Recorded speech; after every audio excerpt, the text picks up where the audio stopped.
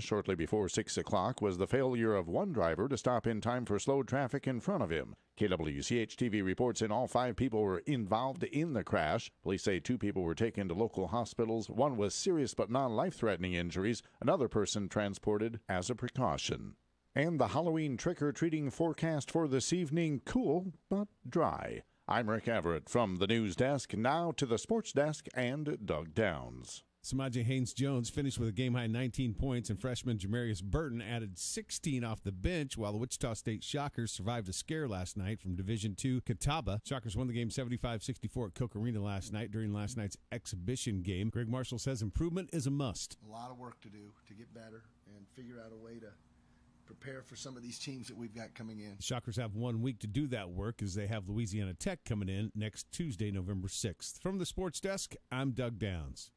MJ's Truck Repair at Exit 46 off I-135 in Mound America is the largest full-service truck center between Wichita and Salina in central Kansas. Truckers in the know already know, and ag people from miles around know they can turn to MJ's Truck Repair for repair and parts for their tractors, combines, and hay equipment. You construction types, listen up. Skid steers, backhoes, forklifts, bulldozers, and payloaders, MJ's of Mound Ridge is also your construction equipment, parts, and repair headquarters. Find MJ's on the web at mjstruckrepair.com. Are you ready to maximize your uptime in the field and save 15% while doing it? This is Leroy the Tractor Man from Schmidt & Sons, offering big savings and special discounts until December 31st on all AGCO PM360 maintenance plans. Bring your equipment into Schmidt & Sons for an AGCO PM360 inspection, inspected by our factory-trained certified technicians, and you will receive peace of mind knowing your equipment will operate at peak performance, minimizing costly repairs, increasing uptime, and improving your trade-in value. Plus, repairs done in our service department entitle you to 1-year warranty on parts and 6 months warranty on labor. Right now, the deal is even sweeter because with your inspection, not only can you receive up to 15% off on ICO parts, with approved credit, you can receive 0% interest and no payments for 180 days on repairs of $1,000 or more. Give us a call at either the Mount Hope or Winfield location to sign up for the ICO PM360 maintenance inspection and get the peace of mind you need and deserve all season long. Or find us on the web at schmittinc.com.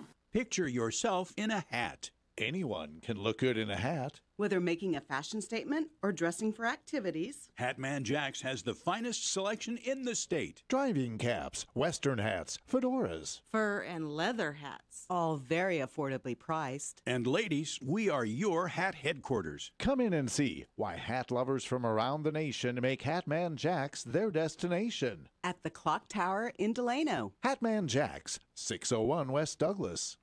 Autotech Service and Audio is a new and exciting service center that has joined the Autocraft family. We provide service like no other service centers in Wichita. We are home of the $24 oil change and provide you with not only the lowest prices in town, but also certified mechanics that care about the service and safety of your vehicle. We also have a state-of-the-art audio selection to fit everyone's needs. Stop by and see us today at 4411 West Central Avenue or call Doug at 942-0707. Come check us out today. The latest news from the Big Talker, KQAM. Indonesian investigators searching for the flight recorders of Lion Air Flight 610 that crashed into the sea off Jakarta have heard transponder pings. The head of the National Transportation Safety Committee says the sounds are definitely from the flight recorders. Correspondent Will Ripley tells us the data from the devices may help with several mysteries. One is the radar, which shows that Flight 610 made some very erratic changes to its speed, its altitude, and direction. That would indicate possible equipment failure. 189 people died in the crash. Police in Atlanta say this morning that a teenage girl believed to have been kidnapped by an armed man last night has been found unharmed. It's unclear where or by whom 17-year-old Carolyn Redding was found. Pakistan's top court has now acquitted a Christian woman who had been sentenced to death on blasphemy charges in 2010, sparking worldwide protests. Pre-market trading on Wall Street appears to be continuing yesterday's big gains, with futures rising across the boards. I'm Michael Toscano. Your local weather on KQAM. Brought to you by Propane Central, residential, commercial, industrial, and agricultural. Visit them online at propanecentral.com. Here's your latest forecast on the Big Talker KQAM for this Halloween morning. A slight chance of rain before 4. Cloudy today, a high near 56. Winds gusting up to 20 miles an hour. Tonight for the trick-or-treaters, mostly cloudy, a low around 40. Tomorrow, sunny and 60. Partly cloudy and down to 40 tomorrow night. I'm Amp Harrell, and that's your latest forecast on Wichita's big station, the Big Talker, AM 1480 and 102.5 FM KQAM. Broadcasting from the Rusty Eck Ford Studios, this is the Big Talker, 1480 AM and 102.5 FM KQAM.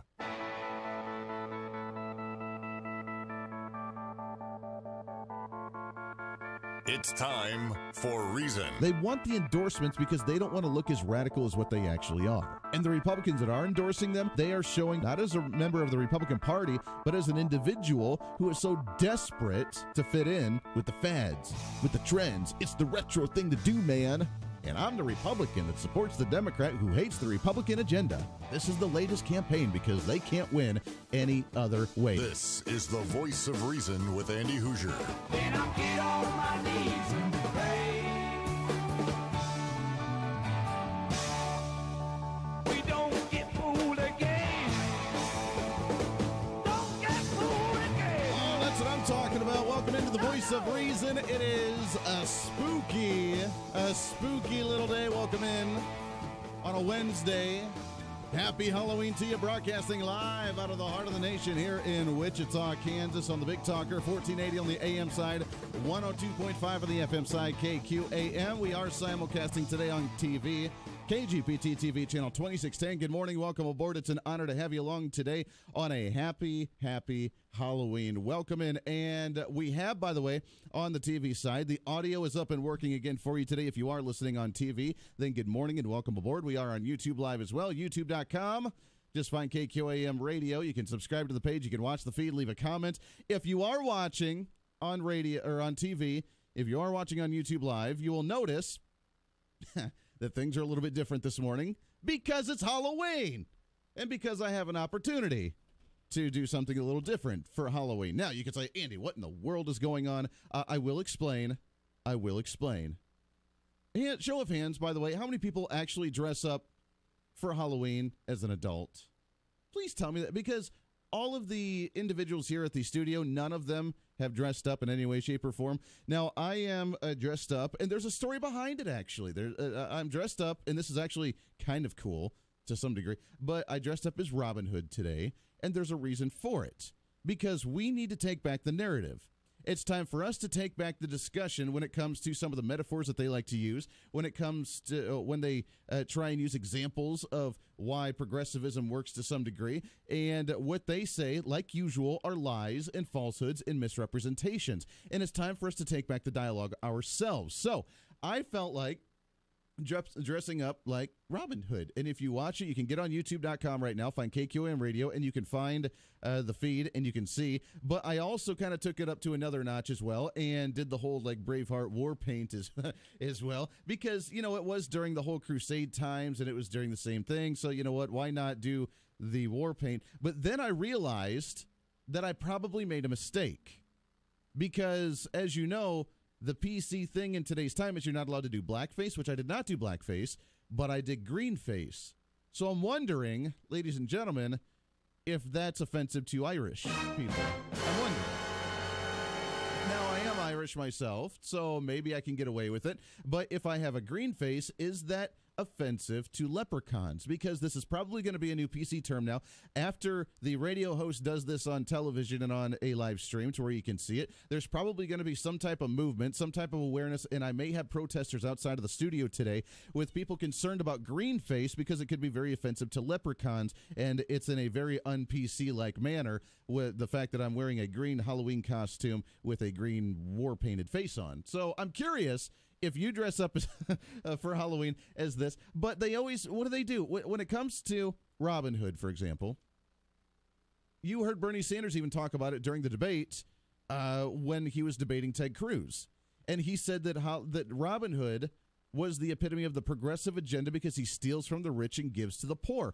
This is a lie, this is a misrepresentation, and this is a falsehood that we need to start taking back the narrative. So we need to be aware, and this is going to be the new Robin Hood, because if you actually watch Robin Hood, which I tell Bernie Sanders, go back and watch the kids' cartoon, because then you might actually learn something, but he was not taking from the rich and giving to the poor.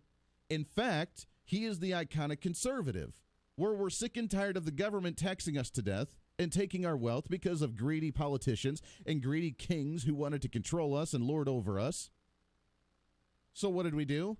We stole from the king and gave it back to the people. And that's what he did. Him and his merry men, which is why the government was out to get him the whole time, because he stole from the government, took back the gold and the treasures, and gave it back to the people who rightfully deserve it, because he was loyal to the other king who died during the Crusades.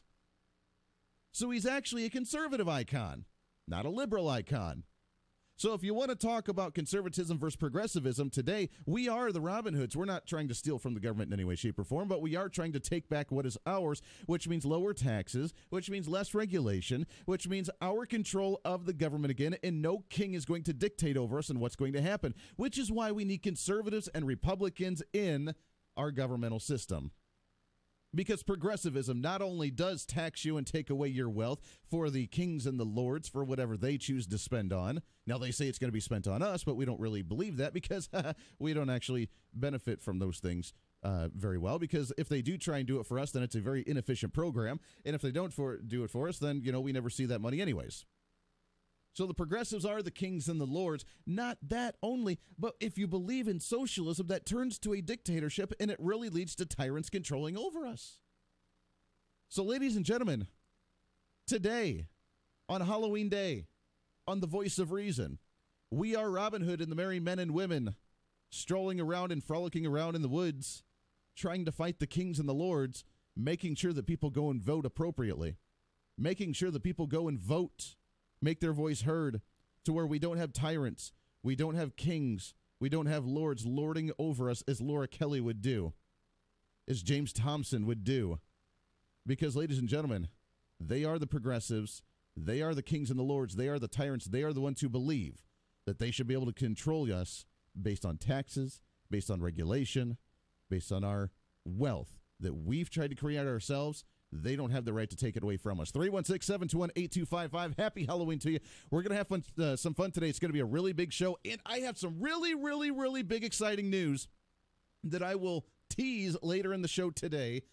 It's not completely 100% confirmed yesterday, but I got a crazy, wicked, wild email yesterday that we're trying to set something up, and it was out of the blue. I didn't even reach out to them, but they reached out to us, and they want to be part of the show. So we'll talk about that in a little bit as well, with some exciting news, what potentially could be happening on the show either later this week or early next week. That's to come a little bit as well. But right now, 316-721-8255. Let's take some phone calls as the phones are lighting up, probably because of the awesome costume. Do you wear a Halloween costume as an adult? Do you do it with a political message behind it? Because, well, I'm just a dork like that. And, oh, by the way, I got to give credit. The war paint on the face, totally Mrs. Voice of Reason. Got up 5 a.m. and it's her birthday today.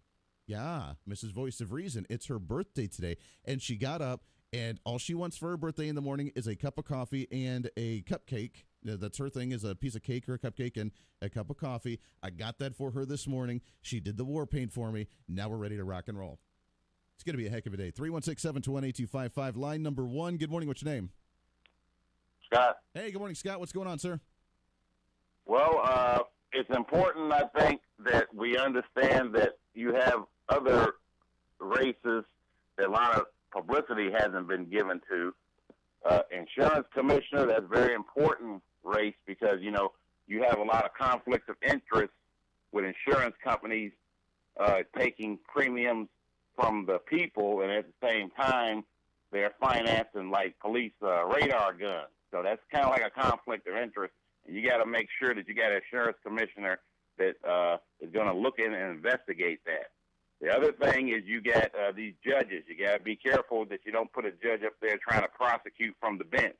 He's supposed to look at both sides and have a balanced decision-making process there, not try to play prosecutor.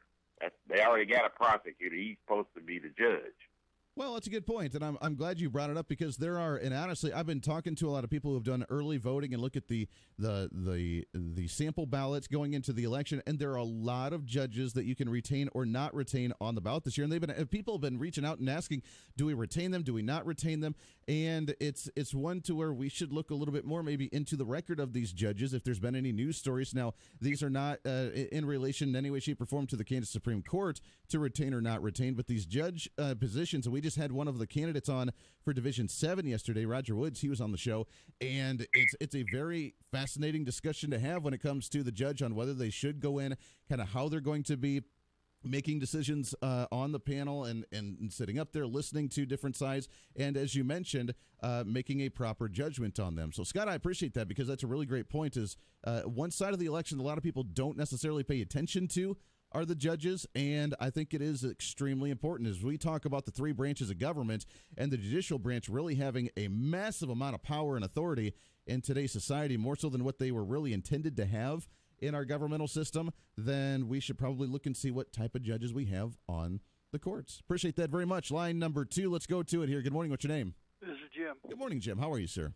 Well, I'm just doing great. By the way, I think you need to be very careful with that green war paint because you may be infringing upon the creature from the Black Lagoon. That is true. That is true. You know, it may be offensive, which, you know, most progressives and Democrats are creatures from the Black Lagoon, so it might be very offensive to them.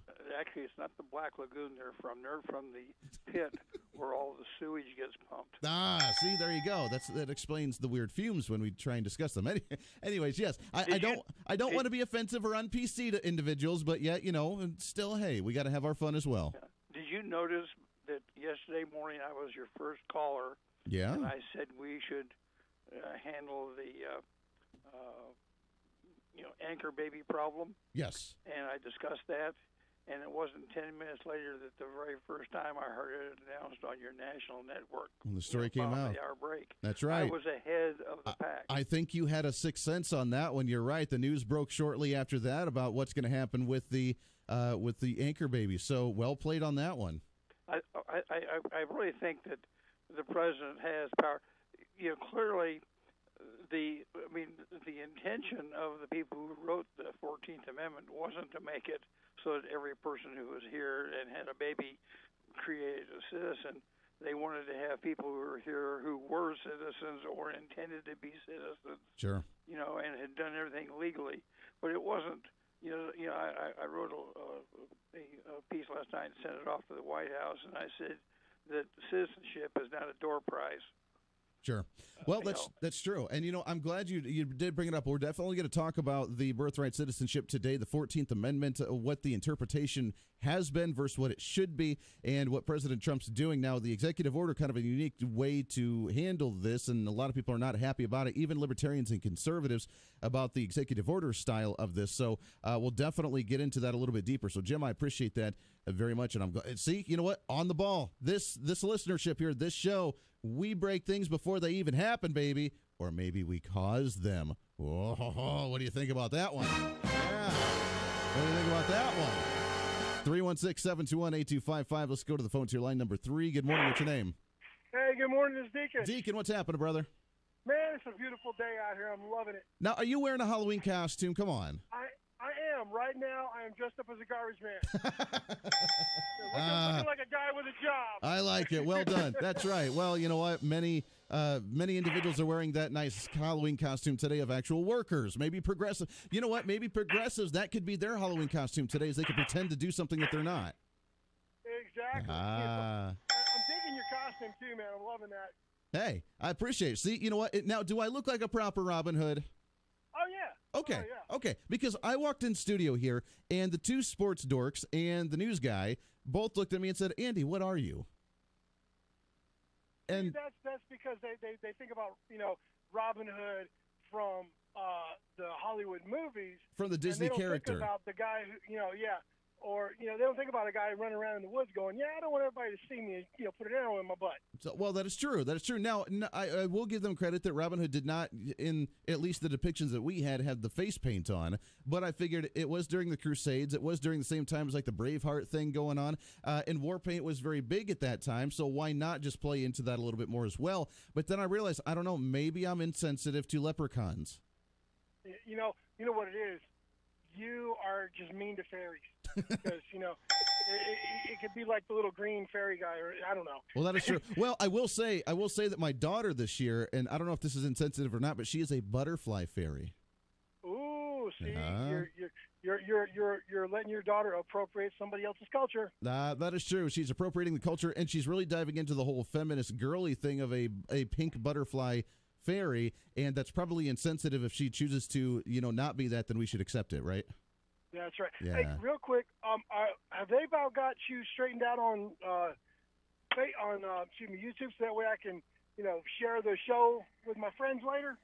You know what? I think we're in decent-ish shape. I have a couple more that I have to try and fight against because they still tried to block some of it. But after the show, what I'm going to start doing is I'm going to start sharing after the show a link back onto Facebook saying if you missed the show, here you go, and make sure that it's working so that way you can blast it out that way as well. Fantastic. But during the live show, you can actually copy the link of the feed and actually share it while it's live, so that way people can watch it live as well. I think that should be able to work. Yeah, I do. I share it live. There we go. But some of my friends, they're working right now and they can't check it out. So very good. So Mrs. Voice of Reason had a birthday. Thank you. Yes, she is very happy about this.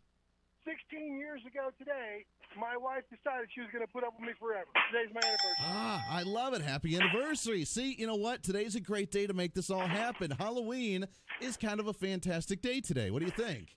It is. It's our favorite holiday. We get to dress up, have fun, goof around a little bit.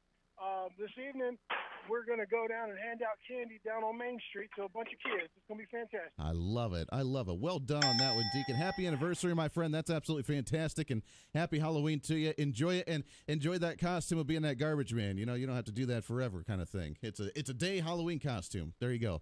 We got to take a break. Got some other calls on the line. Stay here. We'll get to you as soon as we come back. It's going to be a big show. We have Sedgwick County Commissioner Jim Howell. He'll be joining us at 7:30. In the 8 o'clock hour, we will feed into the Halloween stuff a little bit. We have the Wichita Paranormal Research Society coming back in.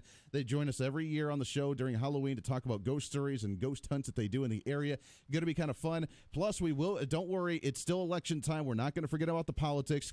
We have the latest governor's poll, some big news that came out of the Greg Orman campaign yesterday that we'll chat about. Plus, we will talk about birthright citizenship. It's going to be a lot to get to today, a really big show. You're not going to want to miss any of it. Plus, I have some really crazy, exciting news.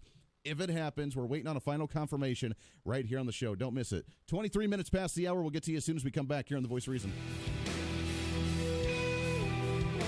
You're listening to The Voice of Reason with Andy Hoosier. Ag News, Mid-America Ag Network.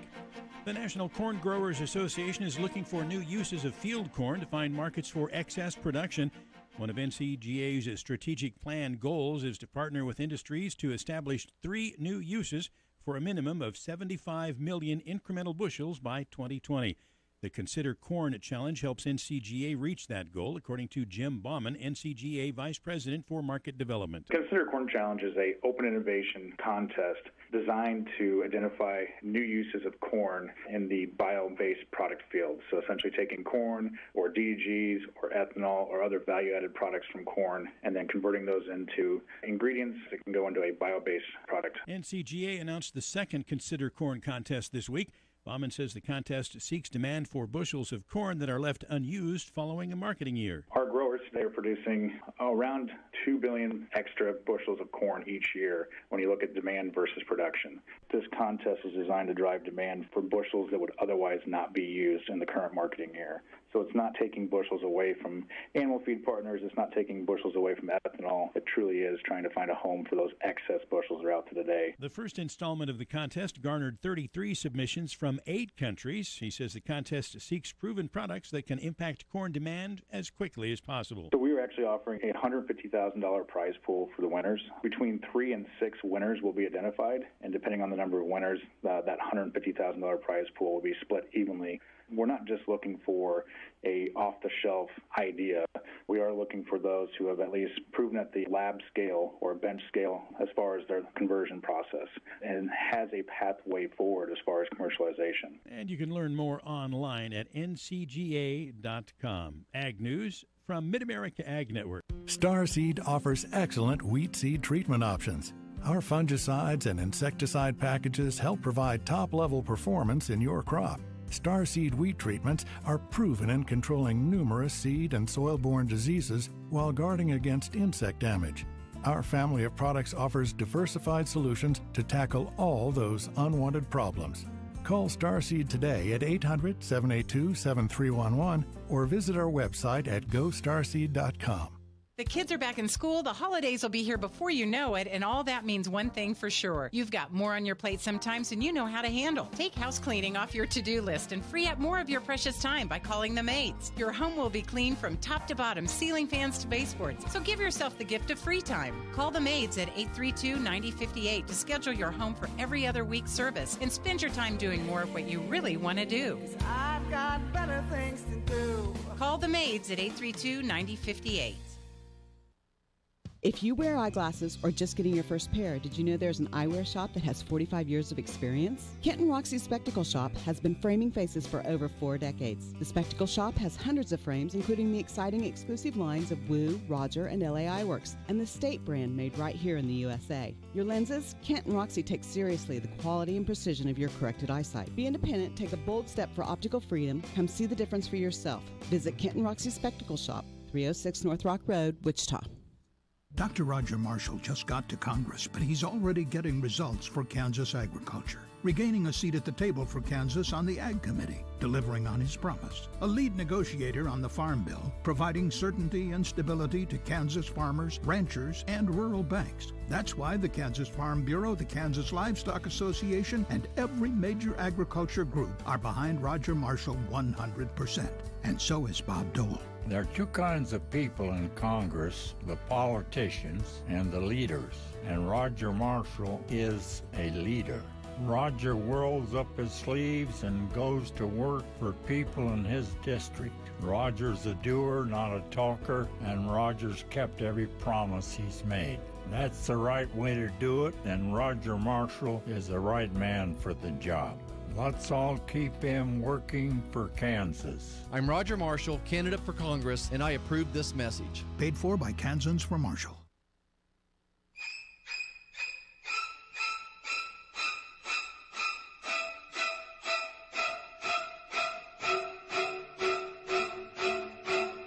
Minutes past the hour. Welcome back into the Voice of Reason. Happy Halloween to you. We are the Robin Hood and Merry Men and Women fighting for your rights each and every day. That's the way we roll today on a Halloween. Welcome into it, 316-721-8255. Let's sneak in another phone call here before the bottom of the hour, shall we? Good morning. What's your name? My name is Eddie. Good morning, Eddie. How are you, sir? I'm fine. Say, I like your Robin Hood costume, but at first, before you said that, I thought you were the Jolly Green Giant from the vegetable patch. Well, you know what? Hey, I am green enough. I guess that could potentially happen as well. The Jolly Green Giant. That would make me, appropriate as well, too, I guess. Okay. Hey, it's fabulous. It's beautiful. Is that really paint that you have on your face? It's legit face paint. It is actual legit face paint that we have on there. Absolutely. Mrs. Voice of Reason ended up making that happen at 5 a.m. this morning. Oh, by the way, is today her birthday? It is her birthday, yes, sir. Oh, you be sure and tell that beautiful lady happy birthday because she is a precious person, okay? We appreciate that. She is listening now, so she appreciates that. And, yes, she's always enjoyed having her birthday on Halloween. Yes. Say, by the way, I'm curious, how did you not get picked up by the police from your place to the radio station? Seriously, good God. You know what? We got to do. I don't know. They look at me very strange. I'm kind of an odd guy, I guess. Eddie, love it. Happy Halloween to you, my friend. Appreciate it very much. Got some other calls on the line. Don't go anywhere. We'll get to you as soon as we come back. Lots to get to. When we come back, the latest poll from the governor's race. Is it in our favor or not for the Republicans? We'll have to see. Plus, big news when it comes to Laura Kelly and Greg Orman.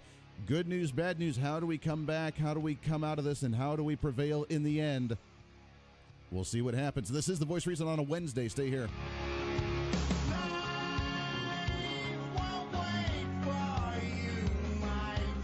Now back to the KQAM News Desk. Audio pings detected in the Java Sea are said to be definitely from the flight data recorder of the Lion Air jetliner. Data from the device could help explain why the new 737 crashed minutes after takeoff from Jakarta, killing all 189 people on board. Correspondent Ivan Watson tells us some blame is being assigned this morning. The authorities are investigating. They've ordered that the technical director of the low-budget airline be fired, and they've announced that that man is currently under investigation. The aborted mission of the Russian Soyuz rocket this month with 2 astronauts, 1 American on board, failed because of a faulty sensor, according to the Russian Space Agency this morning. The astronauts plummeted back to Earth for a hard landing but survived. The first manned space mission since then may take off December 3rd to the International Space Station. Yesterday's gains on Wall Street may continue today based on stock futures this morning, showing higher numbers across all the major indexes. I'm Michael Toscano. 24/7, 365. You're up and at 'em every day, so you don't want something like Medicare Part D to slow you down. At Walgreens, we'll take care of your Medicare Part D prescriptions, saving you time and money. Make the switch to Walgreens today and get more by earning 100 balance reward points and save up to $5 on each Medicare Part D prescription when Walgreens is your preferred pharmacy. Walgreens, trusted since 1901. Prescription savings applies to Tier 1 generics when you fill at a preferred versus a non-preferred pharmacy on select plans. Points can't be earned in New York, New Jersey, or Arkansas. Other restrictions and limitations apply. There are 3 things every homeowner wants their home to be: smarter, safer, and more fun. What if I told you you could do all 3 in one product? Introducing the OneLink Safe and Sound, a hardwired smart smoke and carbon monoxide alarm with a premium home speaker and Amazon Alexa voice assistant in one sleek device. Built with First Alert safety technology and providing an immersive, great sound experience, the Safe and Sound elevates any home. Learn more at onelink.firstalert.com. That's onelink.firstalert.com. Kansas Mid-America Network News. Good Wednesday. Attorneys for 3 Kansas militia members who conspired to bomb a mosque and apartment complex housing Somali immigrants in Garden City have asked the court to take into account what they called President Donald Trump's rhetoric encouraging violence as it considers sentencing next month. One attorney also asked the judge to consider the fact that all of the men read and shared Russian propaganda on their Facebook feed designed to sow discord in the U.S. political system. U.S. Attorney Stephen McAllister has notified a federal judge that his office in Kansas plans to send a monitor to Dodge City for the midterm election. The court filing yesterday comes on the same day that U.S. District Judge Daniel Crabtree scheduled an emergency hearing to hear arguments on a request by the American Civil Liberties Union for a court order forcing Ford County to open a second polling site in the city. Kansas Mid-America Network News. Hi, this is Phil Martinez at Phil's Coins. At the shop, we talk all the time about honesty and integrity. And in our shop, we've decided that honesty means nothing without integrity. So what I would tell you is that if you didn't bring your coins to Phil's Coins, honestly, you didn't get enough money for what you have. Come see us at Phil's Coins, 9344 West Central, or online at philscoins.com. Would you take a blind taste test? Instead of a brown-colored soda or a beer, let's apply this test to the race for governor. 3 options in our blind test. Ready to begin? Option number 1, a typical politician who claims to know best about education but didn't care enough to serve on the education committee in her 14 years in Topeka. Option 2, a lawyer who has been a politician for almost 20 years and whose policies mirror Sam Brownback's. Option 3, a businessman who has managed billion-dollar organizations and hundreds of employees and who has a track record of success in the private sector. What's your choice? Mine's option 3, the businessman. That's Greg Orman.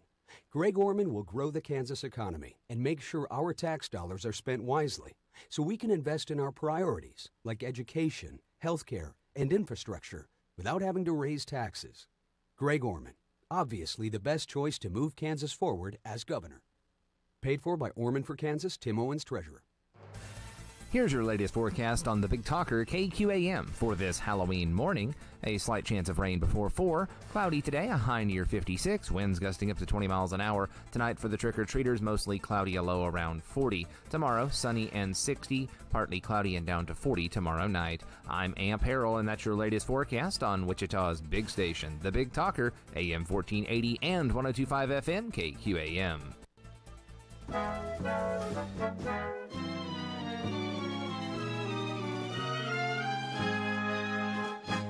Casper, the friendly ghost, the friendliest ghost you know. It's time for Reason. But conservatism, that is not dead. Actually, we're going back to that, and we're doing that in very large steps. We are repealing government mandates. We're repealing big government regulations. We're getting the economy going again. We're focusing on the private sector. We're doing some really great things that lead to what the Tea Party's been fighting for a really long time.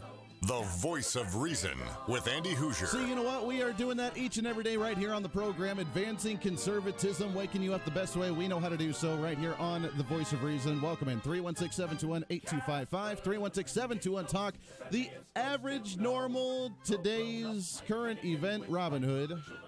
Stopping the government and the kings and the lords from taking your goodies each and every day. The right way you actually express the Robin Hood story, not the wrong way where you think that they steal from the rich and give to the poor because it's all about redistribution and socialism. That's not the Robin Hood story. And like usual, the left-wing progressives lie through their teeth, like normal, about what the story is actually really about. So it's time for us to correct the story right here on The Voice of Reason, which is why, hence, Robin Hood. Yeah, welcome in 316-721-8255. Let's go back to the phone, shall we? Good morning. What's your name? Hi, Andy. This is Helen. Good morning, Helen. How are you? I'm doing just great. And first of all, I'd like to say happy birthday to your Mrs. Voice of Reason. Thank you. Thank you. She's excited. She has to put up with a lot with you, doesn't she? Every day. Every day. Not quite sure how she does it every day, but she does. Okay. Well, and I happened to watch, and I like your costume. It's very fitting for what we're going through these days. Thank you. And I watched the debate with the governor's candidates, last night, and the closing statement of Laura Kelly was very telling. She said that she would work like the devil for Kansas. Well, that's exactly not quite sure what we want, right? Yeah, not quite sure what we want.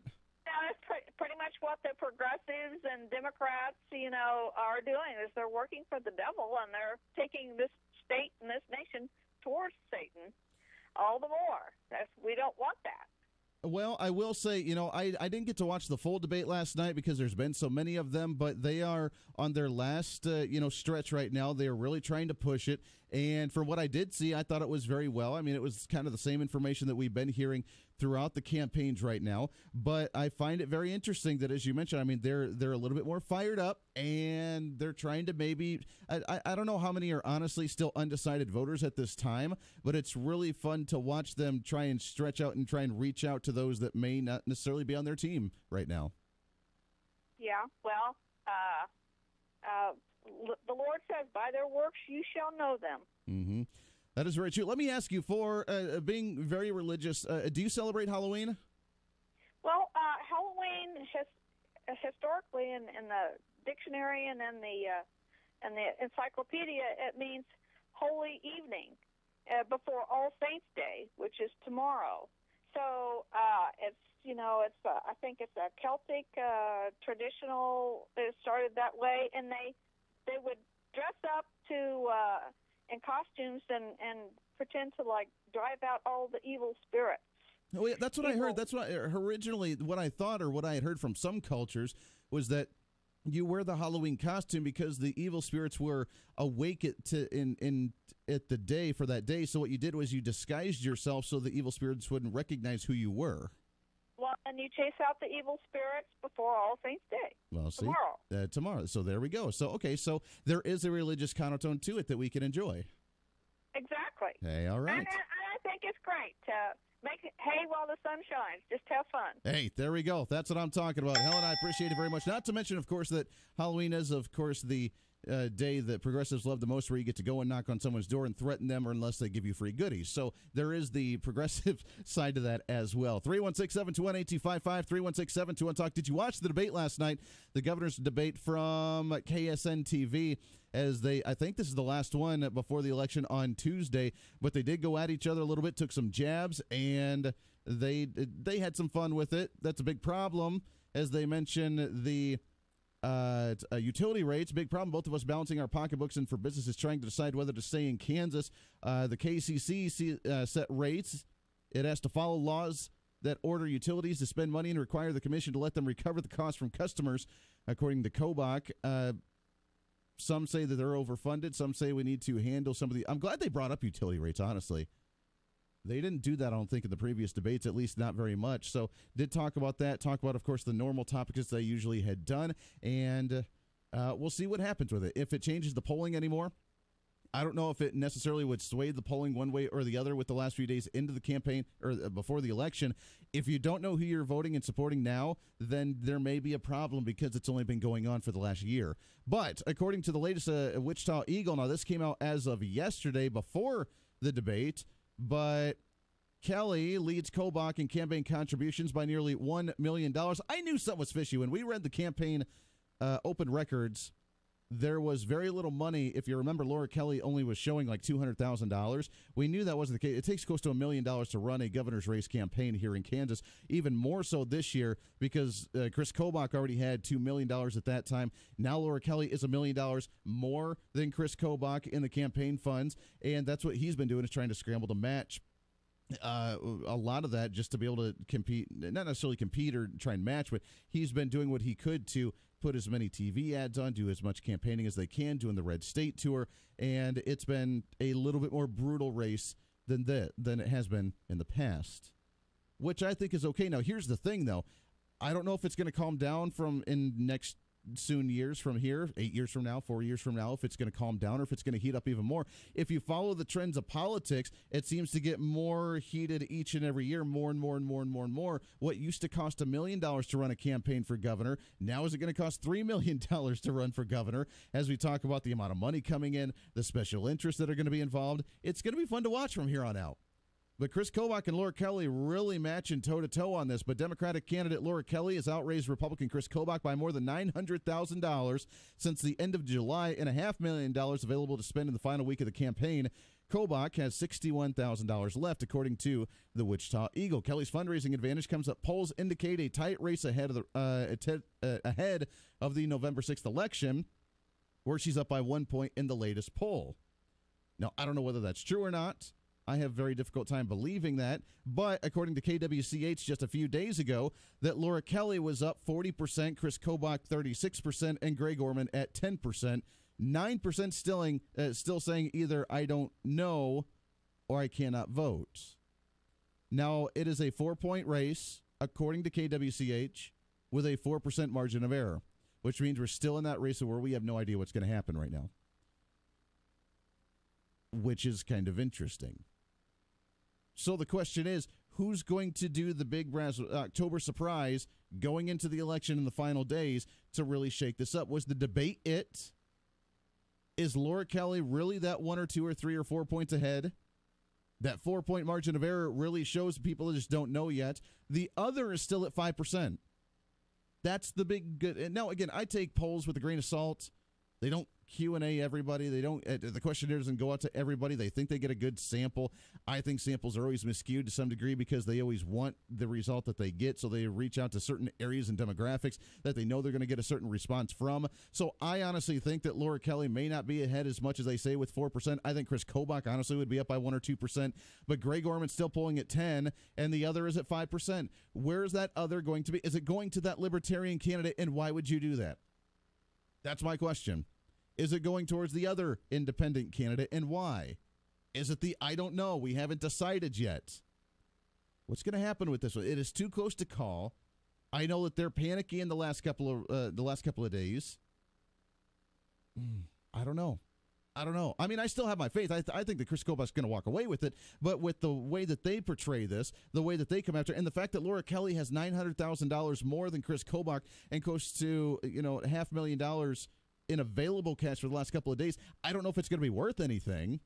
I mean, I think you're day late and dollar short. By now, most people already have their decision made, and throwing out another mailer into the mail, doing another campaign ad, a big push on TV, or, doing another big, I don't know what, I don't think it's going to do any good. Really, by the last 3 or 4 days, if you don't have your mind made up, then I don't know what can actually convince you. Do you sit there and count how many TV ads actually run for a campaign and say, you know what, they ran more, I'm going to vote for them? You've already heard the campaign ads. You've already heard the attack ads. You've already heard their positive ads. You already heard what they want to do. If you don't have your mind made up now, I don't know what else can help you. I really don't know. If you have questions, I'm more than welcome to lay out the platforms for you again from each of the candidates, so that way you have a better idea. If you're just starting to think, hey, it's 4 days from the election, I guess I better start paying attention. But the last week, really, I mean, even you can see it in the local state house races, the last week before the election, there's not much more you can do. Other than maintain, your yard signs out and about, other than just, still maybe knocking a few more doors, make sure that they're good to go, remind everybody to go and vote. But now your platform's out there. People know who you are. People know what you stand for. Do they like it or not? That's the big question. Do you think, what's your prediction going into this one? Still too close to call. Again, KWCH says that Laura Kelly is up by 3 to 4 points ahead of Chris Kobach, and Laura Kelly has close to $500,000 in expendable cash for the last week of the election, while Chris Kobach sitting at $61,000. Is that going to be a game changer for this one? And here's the other one to throw the wrench into the system. The big news yesterday, if you heard or not heard, but the treasurer for the Greg Orman campaign quit the campaign yesterday, a week out from the election, and endorsed Laura Kelly. Now, that does not mean that Greg Orman's going anywhere. Greg Orman did come out and make a very bold statement saying that he accepted the resignation, yet was not very happy about it because of the fact that he did not like his treasurer endorsing a quote-unquote establishment candidate that's not going to do anything for the state. So it didn't sound like Greg Orman was very happy about this dropout with this in the last week for the race, for them to drop out and endorse Laura Kelly. Does that give a boost to Laura Kelly? Do many Greg Orman followers and fans end up going to Laura Kelly because they think the Greg Orman campaign is crumbling and falling apart in the last week of the race? Is that going to help Laura Kelly? My opinion, for what it's worth, if any of the Chris Kobach campaigners are listening to this, or if Chris Kobach's listening to the show, here's my take on it, and here's how you respond to something like this. When you see something and you're worried about maybe their support going to Laura Kelly, as you remind everybody that maybe that middle of the road may not like the two candidates, may not like the both sides, the left side or the right side, and may have been going third party and independent, not because they're progressive, but because they just wanted a third party option, but they may be leaning just a little Republican, maybe didn't like Chris Kobach on a few issues. You remind them that, hey, there's a reason why they're going to Laura Kelly is because both candidates are one and the same, with Greg Orman and Laura Kelly, very progressive, very liberal, and if that's what you want, then all the power to you. If you were just doing it for the third party thing, it's not helping you. Chris Kobach is the way to go. That's how you campaign that. That's how you respond to that. But do you think that's going to harm or help Chris Kobach with the treasurer from Greg Orman leaving the campaign, endorsing Laura Kelly to try and boost up and move people from the Greg Orman camp over to Laura Kelly? Your thought? It's kind of a little bit of a game changer. It really is. It's kind of a really interesting twist in the last week. Maybe that was the October surprise. That Greg Orman's campaign begins to fall apart just a little bit. He's floating at around 10%. Does it continue to grow?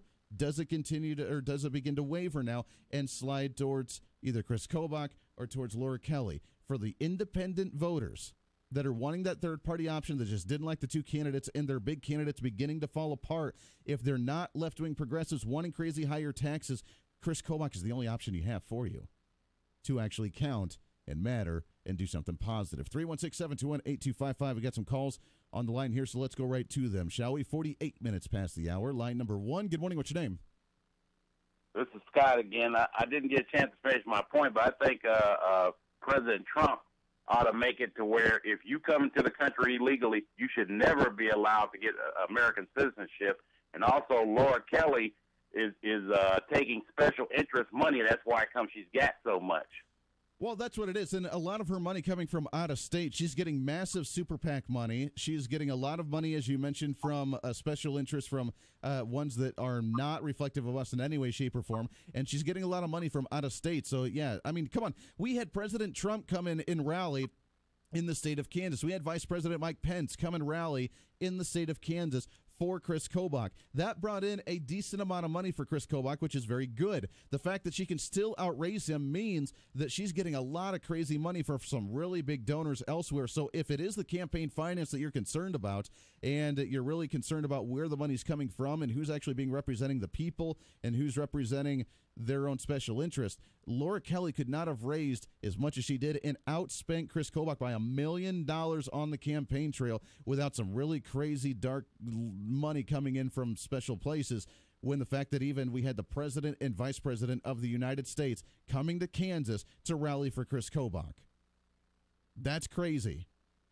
I mean, this is like George Soros crazy money coming in, so desperate to not have another Trump or conservative running the great state of Kansas because they're desperate, they're scared, and they cannot allow that to happen. And if you want to look at the special interests, let's look at the two different special interests. Let's look at Laura Kelly, who we have no idea. I mean, we can read through the finance report that only showed $200,000. She's obviously raised $2 to $3 to $4 million on this campaign, because Chris Kobach probably has more than the $2 million that we read just a couple of days ago as well, and where those special interests came from. But let's look at it. We don't know where Laura Kelly's getting this massive amounts of money. Massive amounts of money. At least we know with Chris Kobach, first off, he's got, some big donors behind him. He's got Wing Cartman, who's very wealthy, very successful businessman for the area, anywhere from restaurants to oil companies to that sort of thing, from the president. So if you want to look at representation, we have elected officials that are representing Chris Kobach, the ones that we support with Donald Trump and Vice President Mike Pence that are supporting him. That's where a lot of the donations came from, people supporting that mentality. Or we have Laura Kelly that's getting money from, I don't know, George Soros, getting money from Barack Obama. I don't know. Because the Democratic Party here in the state of Kansas, they're broke. We just read the story just a few months ago how they couldn't hand out any money to their candidates. They were struggling. If you remember the special election last year, James Thompson couldn't get the funds from the state Democratic Party because they didn't have any. They're broke. So her money's not coming from the Democrats unless it's the national DNC. How's that representative of us? Maybe George Soros. How's that representative of us? Think about that. Where is she getting this crazy amounts of money to where she outspent the candidate supported by the President of the United States? That's a little concerning to me. Let that mull over in your mind just for a little bit. 316-721-8255. We'll take a break. 8 minutes to the top of the hour here on a Halloween Wednesday here on The Voice of Reason. This is The Voice of Reason with Andy Hoosier.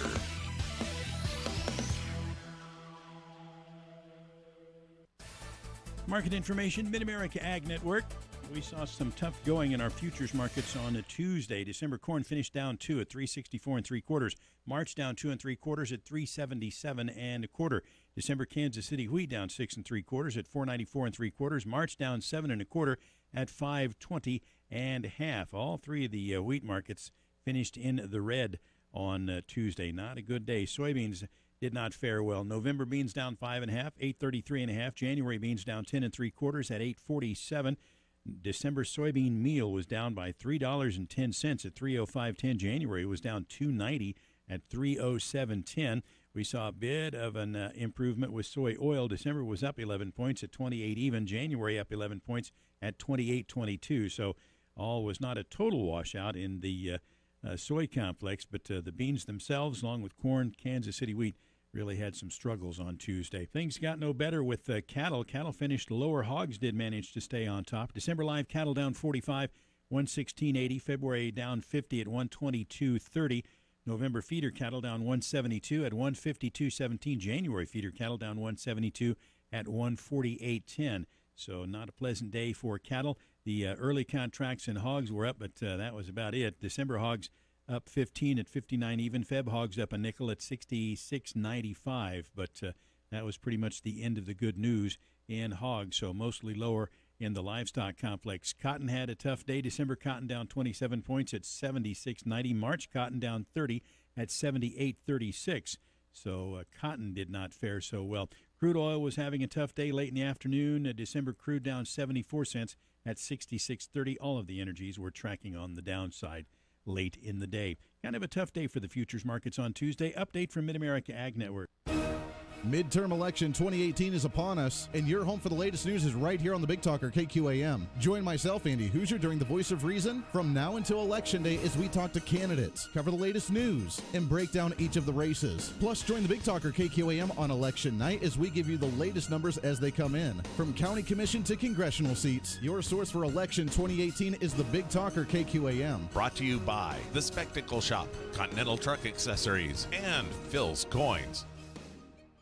One thing you don't want associated with your harvest this year is downtime. Did you know MJ's Truck Repair at exit 46 off I-135 can take care of all harvest-related equipment, combines, tractors, grain carts, and all machinery associated with your successful harvest this year. MJ's Truck Repair of Moundridge also has on-the-farm emergency service. Roll your harvest worry-free with MJ's Truck Repair of Moundridge, Kansas, 800-835-0069.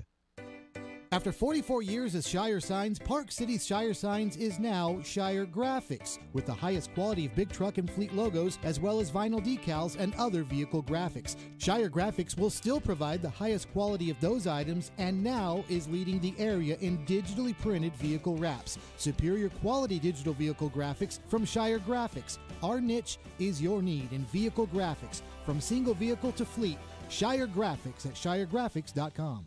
Whatever your business, count on EMC Insurance, because our business is protecting your business. EMC Insurance Companies has the knowledge and expertise to provide you with the right insurance coverage options. And when you insure your business with EMC, you receive the added value of our free loss control services, no matter the size of your company. Contact your local independent insurance agent and ask about insurance from EMC. In our Kansas City, call United Agency at 442-0400. South Central Kansas mattress customers have confirmed what industry experts have said about Pure Talalay Bliss latex mattresses. And to find your piece of bliss in a good night's sleep, look no further than Derby Mattress at 105 South Baltimore in Derby. Pure Talalay Bliss latex mattresses outlast the memory foams, providing you with a very cool night's sleep. And right now at Derby Mattress, buy any Pure Talalay Bliss latex mattress and get a free basic adjustable base. Derby Mattress.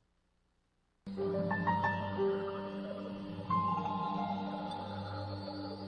want to read you something here that I found on social media that I thought was quite important as we talk about the race and the governor's race, and a lot of individuals saying, you know what, I don't quite trust Chris Kobach. I don't necessarily care for Chris Kobach. He seems kind of politician-y, just not a big fan. I'm going to go with the third-party candidate, go with somebody else.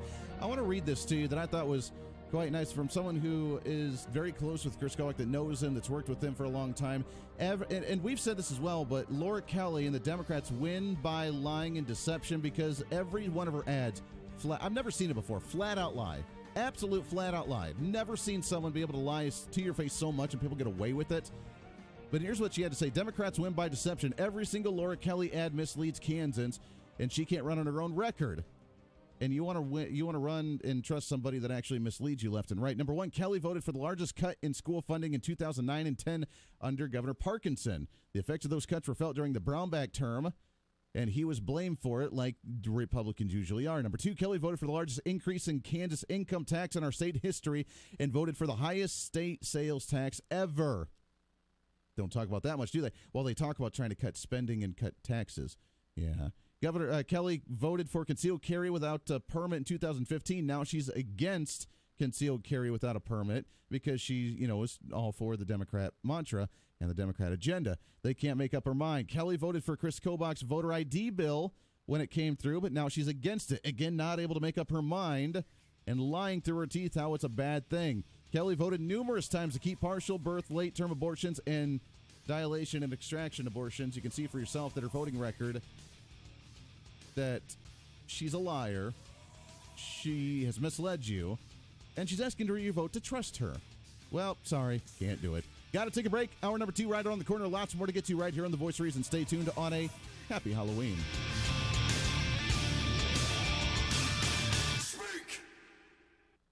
Authentic menu items prepared fresh 7 days a week. And recipes with a deep family heritage of excellence. Those are just two of the ingredients that make La Hacienda Restaurant the best of the best when it comes to real taste of Mexico. Conveniently located in West Wichita at 5905 West Kellogg, La Hacienda is proud to be this year's host of the Bishop Carroll Coaches Show, Monday evenings from 6 to 7.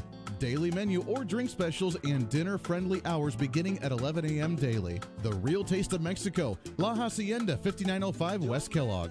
South Central Kansas mattress customers have confirmed what industry experts have said about Pure Talalay Bliss latex mattresses. And to find your piece of bliss in a good night's sleep, look no further than Derby Mattress at 105 South Baltimore in Derby. Pure Talalay Bliss latex mattresses outlast the memory foams, providing you with a very cool night's sleep. And right now at Derby Mattress, buy any Pure Talalay Bliss latex mattress and get a free basic adjustable base. Derby Mattress. Broadcasting from the Rusty Eck Ford Studios. Rusty Eck Ford, family owned, customer friendly. This is the Big Talker, 102.5 FM and 1480 AM, KQAM, Wichita proud. It's time for your latest news from the KQAM News Center. Brought to you by Phil's Coins, Kansas's largest coin dealer at 9344 West Central. Phil's Coins, buying, selling, and trading with honesty and integrity. Good Wednesday morning. A woman is dead following a crash near Valley Center around 1:40 yesterday afternoon in the 8900 block of North Ridge Road. The Sedgwick County Sheriff's Office says a 65-year-old woman rear-ended a stopped waste management truck with her car. KWCH-TV reports that authorities believe the woman may have suffered some sort of medical condition causing her to drive into the back of the truck. The woman died at the scene. The truck driver was not injured. More than a dozen drivers were cited for illegally passing stopped school buses during a countywide enforcement effort last week. The Sedgwick County Sheriff's Office said 14 school bus stop sign violators were stopped and cited throughout the county. Cake TV reports the agencies participating included the Sedgwick County Sheriff's Office, the Kansas Highway Patrol, and police departments in Wichita, Mays, and Hayesville. Wichita Public Schools is offering an anonymous tips program to help keep students safe. Students can submit information through text, screenshots, and photographs through the app called P3 Tips. All messages are encrypted and routed through secure servers to protect the sender's identity. Funding for the Speak Up program is provided by Crime Stoppers of Wichita and Sedgwick County, a division of the Wichita Crime Commission. Cake TV meteorologist Frank Waugh says the Halloween forecast not all that scary. On this Halloween, it's going to be a chilly Halloween. Daytime highs in the 50s as you're heading out the door to trick or treat. I'd plan on temperatures to be in the upper 40s to low 50s. We'll be clearing out by morning and turning cold as a result. 30s and 40s expected. I'd grab the coat. And Wichita police are participating in a statewide ticket or treat traffic safety campaign this week. Officers will be monitoring seatbelt enforcement along with other traffic laws. The increased enforcement is paid for by a grant from the Kansas Department of Safety. Wichita State Shockers in action at Koch Arena for the first time this year last night. Doug Downs has that next. From the news desk, I'm Rick Everett. Samaje Haynes-Jones and Marcus McDuffie combined for 33 points last night as the two seniors led the Shockers to their win over Catawba, the Division II team, in the exhibition game last night at Charles Koch Arena, 75-64. McDuffie echoed the sentiments of his head coach, saying this team needs to get better. We realize we still got a lot of work to do, but, you know, it's college season is here, man. We're going to have to continue to get better and just continue to go out there every game and give us our all. The season gets underway next Tuesday with Louisiana Tech coming to Charles Koch Arena. From the sports desk, I'm Doug Downs. At Yoder Meats, we are celebrating the start of fall with our ground beef bundle. In October, we are featuring the ground beef bundle with 10 pounds of regular ground beef, 10 pounds of extra lean ground beef, 10 pounds of Boston burger, which is 50% beef, 50% pork, and 3 pounds of quarter-pound beef patties. 33 pounds in total for just $100. Stop in today to get yours. Follow Yoder Meats on Facebook for all the latest information and specials. Taste the old-fashioned flavor at Yoder Meats in Yoder and 3 locations in Wichita. Solid values, broad experience, and judicial temperament, critical for judges, and why you should vote for Republican Roger Woods for judge in Sedgwick County Division 7. Roger Woods has a record of protecting the constitutional rights of citizens, both inside and outside the courtroom. Roger Woods has lived in Sedgwick County for nearly 2 decades and is committed to keeping it a safe place to live and raise families. In fact, Roger has received the endorsement of the Friends of the Fraternal Order of Police. Roger Woods is a lifelong Kansan, an Army veteran with 27 years in active and National Guard service, including 4 deployments to the Middle East. His range of experience, both inside and outside of the courtroom, gives him a wide perspective to serve and make a positive difference in our community. Treating people with fairness and respect is a way of life for Roger. He won't forget that every case is the most important case to the people involved. On November 6th, vote for Republican Roger Woods for judge. This is Roger Woods. Please visit woodsforjudge.org, and I would appreciate your vote on November 6th. Paid for by Woods for Judge, T-Check Compton, Treasurer. Here's the latest from the KQAM News Center.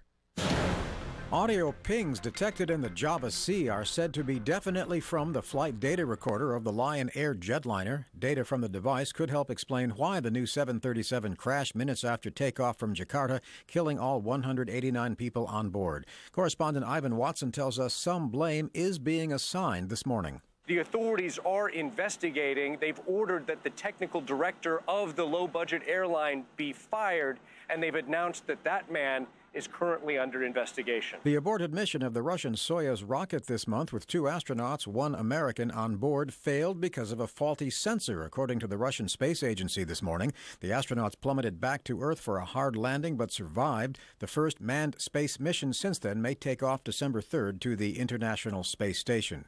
Yesterday's gains on Wall Street may continue today based on stock futures this morning, showing higher numbers across all the major indexes.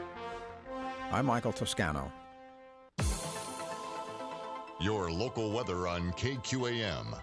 Brought to you by Hatman Jacks. Amazing headwear for women and men. At the Clock Tower in Delano, Hatman Jacks. Here's your latest forecast on the Big Talker KQAM for this Halloween morning. A slight chance of rain before 4. Cloudy today, a high near 56. Winds gusting up to 20 miles an hour. Tonight for the trick-or-treaters, mostly cloudy, a low around 40. Tomorrow, sunny and 60. Partly cloudy and down to 40 tomorrow night. I'm Amp Harrell, and that's your latest forecast on Wichita's big station, the Big Talker, AM 1480 and 102.5 FM KQAM. At 7:06, it's currently 49 degrees. Broadcasting from the Midwest Kia Studios, this is the Big Talker, 1480 AM and 102.5 FM KQAM.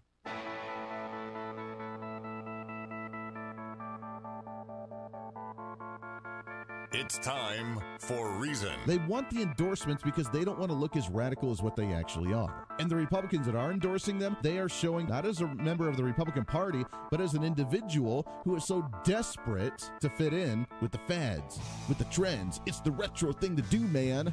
And I'm the Republican that supports the Democrat who hates the Republican agenda. This is the latest campaign because they can't win any other way. This is the Voice of Reason with Andy Hoosier. Then I get on my knees and pray. We don't get fooled again. Don't get fooled again. You have the power with your vote to defend your family, your community, your country, and everything we hold sacred and righteous and true.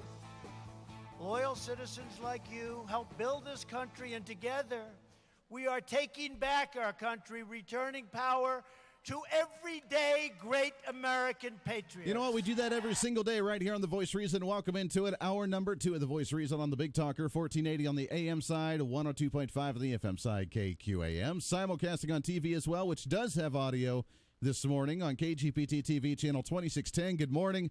It's great to have you along today on a happy Halloween. That's right. And if you're watching the TV, if you're watching YouTube, which you can at youtube.com, and find the KQAM radio page, you can subscribe to it and you can like it. If you are watching, you can see that we are dressed up appropriately for Halloween today, as we are dressed up as the proper, yes, Robin Hood. And no, not the progressive liberal story of Twist It. Look, they need to stop taking the stories and abusing them and doing what they will with their stories when they're not accurate and they're not true. It's time for us to take back the dialogue. It's time for us to take back our country and take back the governmental system, and especially through the Robin Hood theme of not redistribution, of the taking from the rich and giving to the poor, but taking from the government, or in our case, not letting the government have it in the first place, which is what we're all about.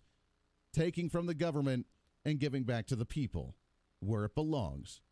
No more regulation, no more control, No more crazy taxation. No more utopianism. No more tyrants trying to control us and dictate to us from the federal level. We, my friends, right now are the ones fighting for our democracy. Well, if they want to put it democracy, constitutional republicanism is what it should be. We're fighting for our governmental system. We're fighting for our rights. We're fighting for our individual liberties and freedoms, and we do that right here on the show each and every day. Welcome in 316-721-8255, 316-721-TALK. I did, although I have the Robin Hood costume on, which I am enjoying, and you can check it out. I think it's kind of cool. I kind of enjoy it. But I also have the green face paint, which the face paint is, not necessarily a Robin Hood thing, but it was during the time of the Crusades, and they always wore their war paint and their battle paint. Robin Hood fought in the Crusades as well, according to the folklore and the storytelling that was there. But the face paint, but it's green. Now, I know that according to the PC terms, you're not allowed to have blackface because, well, people are very sensitive in today's times. But I have green face on with my green war paint. So I'm curious if it's un-PC against leprechauns today.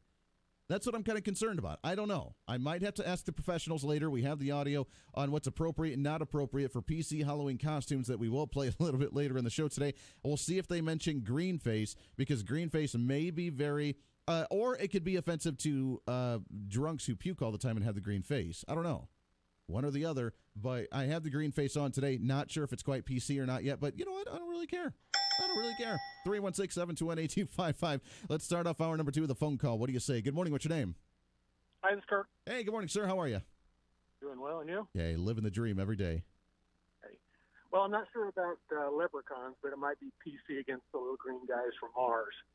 That is true. You know why? And well, even individuals who self-identify as extraterrestrials from Mars, it might be offensive to them today. Hey, just a couple comments about this election. I was Yes. thinking about a little bit. One, I like Chris Kobach, and I think he'd do our state good, and I'll probably vote for him. I wish he would bring out some of those stats or things that you were talking about from that post. Hard data or hard facts, are not dirt. They're the truth. Sure. And I think he, if he would bring some of that out, it might change things a little bit. That would be very true. Now, it's so hard, and especially the last week of the election, it's very difficult with campaigners, and I don't know if you noticed this, but a lot of campaigns, no matter what race they're running, it's very, very difficult to actually run on percentages and facts because it's so watered down, it's so broad, and it's just, hey, this person's bad, I'm good, this is what I want to do, this is what they're trying to do, and it's very difficult to get that out. Now, he has mentioned some of this during some of the debates, and unless you're actually paying attention to it, it's very difficult to catch, but you're right. I mean, they've tried to call her out before, and Greg Orman has actually done this a few times as well, about the fact that she did support the voter ID laws in the past. She did support the crazy increase in spending. She did support the crazy tax increases. She's been wishy-washy on a lot of things. So she's lied through her teeth on many of these issues. I agree. I think they should run on that and say, look at exactly the facts of what she's done and what she's believed in before. She's a liar. She's lying to your face. And like we play the TV commercial of her all the time saying that Brownback cut education when that's a 100% flat-out, bold-faced lie. But here's the thing.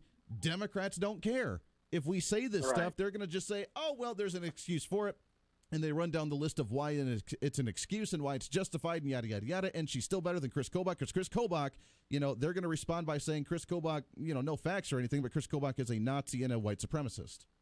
And that's how they're going to respond. So it's not going to win over any Democrats. It's hopefully would win over some maybe independents or wishy-washy people that actually care about these things. But the diehard Democrat base, it's not going to do anything to them.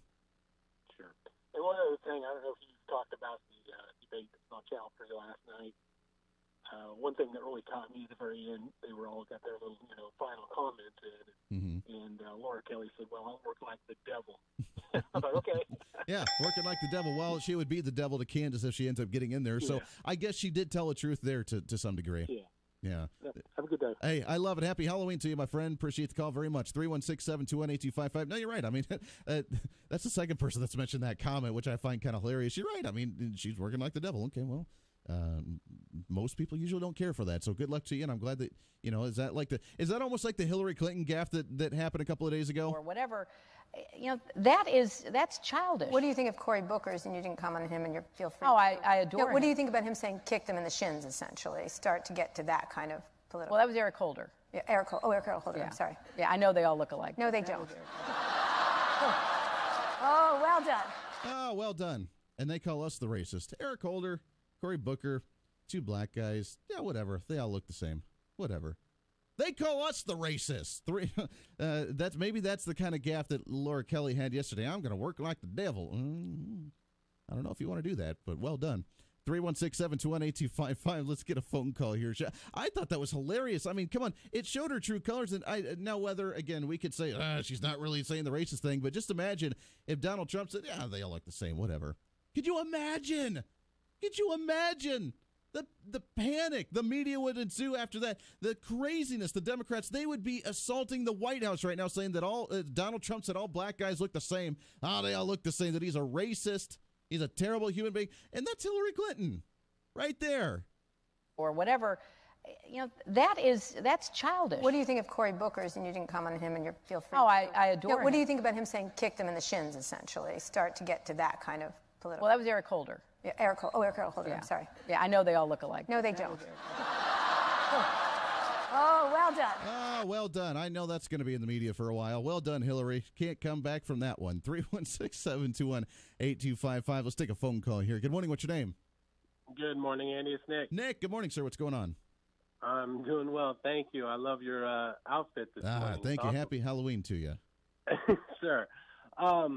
Yes, the gaffe I don't think necessarily is a gaffe, because the experience that I've had, I've heard that statement more than once, actually more than twice. Sure. From Senator Kelly. And I mean, yeah, what first thing pops into my mind, and my kids were even talking about it, was, okay, so you're going to lie, you're going to cheat, and you're going to steal to make sure that you get your things done. And that's what we were talking about in the car as we're driving, listening to her say that. And Sure. It was just crazy. I have heard the expression before, you work like the devil, and I don't know where that expression necessarily came from. I have heard it before, but the fact that they've embraced something like that and they've used it as a politician, I mean, if it's just the locker room talk, I mean, terrible thing there, the locker room talking, I'm working like the devil, it's craziness, that's the devil always constantly working, always trying to do things, always trying to promote the agenda and never really succeeding. Is that Laura right there? I mean, are you working like crazy and you're not succeeding? Or like you mentioned, is it going to be the deceiving, the lying, the cheating, the doing whatever it takes to get whatever you need to do across? Because that's what he does. So either way, not necessarily the expression that she should be using as a politician, and as a Democrat, then you need to, all the power to you, I guess. Right. And so if we're talking about semantics, we're going to have to go there. Congressman Ron Estes, I think, is his quote, less government and more freedom. Mm-hmm. Okay. So when we talk about what it's going to take to win this election, beyond the fact of not being very comfortable because of polls, and you look at the Orman camp and what they have, and even some of the people and policy issues that they are espousing, whether it be Jennifer Wynn involvement and the cannabis issue. And so, the treasurer apparently feels that he needs to jump ship because obviously he's only got 10% support. And so he's going to go over to, what he considers is where he wants to be. For people like myself and the Dido song, White Flag, I am not going to give up on the Republicanship, and we'll go down with it if that may be the case. Well, I don't think it's going to go down in any way, shape, or form, but I do find it interesting. And for those that don't know and that didn't listen to the first hour or haven't heard the news, is that the treasurer for Greg Orman, for the independent candidate, did resign as of yesterday and endorse Laura Kelly. Greg Orman not very happy about it, saying, I don't know why you're endorsing an establishment candidate, but I did accept your resignation. So it doesn't sound like Greg Orman was too happy about the matter, but with only polling at 10% and many individuals feeling that maybe there's no chance there, are some supporters going to jump ship, especially after a week away from the election when the treasurer of the campaign ends up leaving and endorsing another candidate in the Democrat side? Are they going to go to Laura Kelly, or is the conservatives in Kobach going to play this nicely and say, look, we've been telling you that they're one and the same with progressive visions, so the ones that are just voting just for the sake of third partyism instead of actually voting for progressive values, is it maybe going to wake them up a little bit and say, oh, yeah, look, Greg Orman, Laura Kelly, kind of the same thing with progressive values, a little bit more left-leaning tendencies, and we're going to end up going to Chris Kobach because of this, because there is no chance for Greg Orman to win, and is the campaign really falling apart? Right. And I'm so sorry to sound like a broken record all the time when I call, but you know, the one of the biggest factors that all these campaigns was the James Thompson campaign, the Kelly campaign, or I'm sorry, the Orman campaign, the Caldwell campaign, or even the Cluse frustrated Republican campaign, has to do with issues about the hypocrisy of not allowing principles going that have to do with less government and more freedom, and especially the green leafy substance issue. And I'm currently having a dialogue with somebody, a very conservative Republican that I respect and truly honor, about this issue. And it seems like it's a liberty issue that we're making into an essential issue, and it should be about the liberty. And so I think, you know, I've always said that if Kobach would say that he would allow the people to do a constitutional amendment on what they want to do with this green leafy substance, that he would probably guarantee that he could go ahead and take this governorship. Now, don't have a magic ball. I'm not into the whole scary parts of the Halloween thing, anything like that, but it's just my opinion. Sure. So now let me ask you this, because I mean, you're right, and that's still crazy to me to think that, you know, that issue is the one that's kind of driving, you know, the 1 or 2 or 3 or 4% away, maybe enough to affect the election to go to the third party or to the frustrated Republicans or whatever, or even to the Libertarian.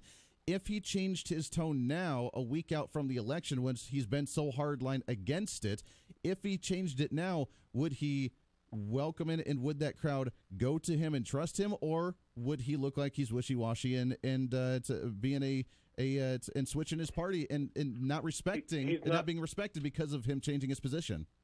He's not changing his position on how his him personally feels about this issue. What he's saying is looking at the constitutional conservativeness and what we need to do to keep our republic. He's saying that he's going to allow the people to have a voice in this matter.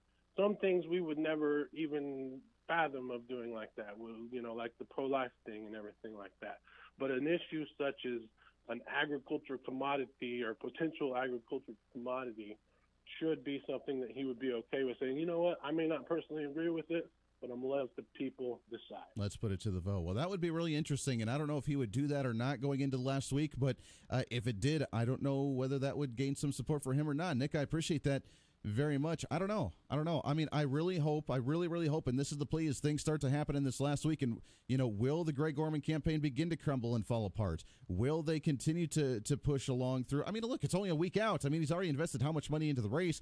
Why not last the rest of the week? But if he did continue to crumble and more individuals from his campaign leave and end up endorsing Laura Kelly and give her more support, would he change his tone a little bit on that? Or even would the pot group or community go and support Chris Kobach in the end, because he does say, you know what, I don't like it, but I'd put it to a vote and leave it to a constitutional amendment or something for the state of Kansas? I don't know whether that would win him support or not.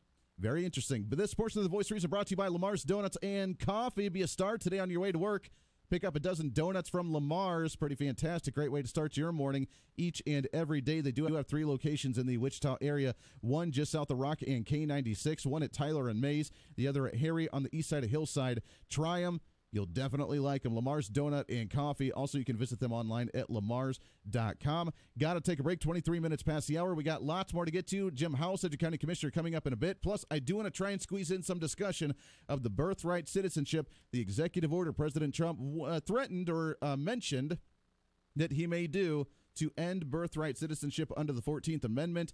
Is that something that we should be doing or not? We'll talk about that throughout the show today as well, right here on The Voice of Reason.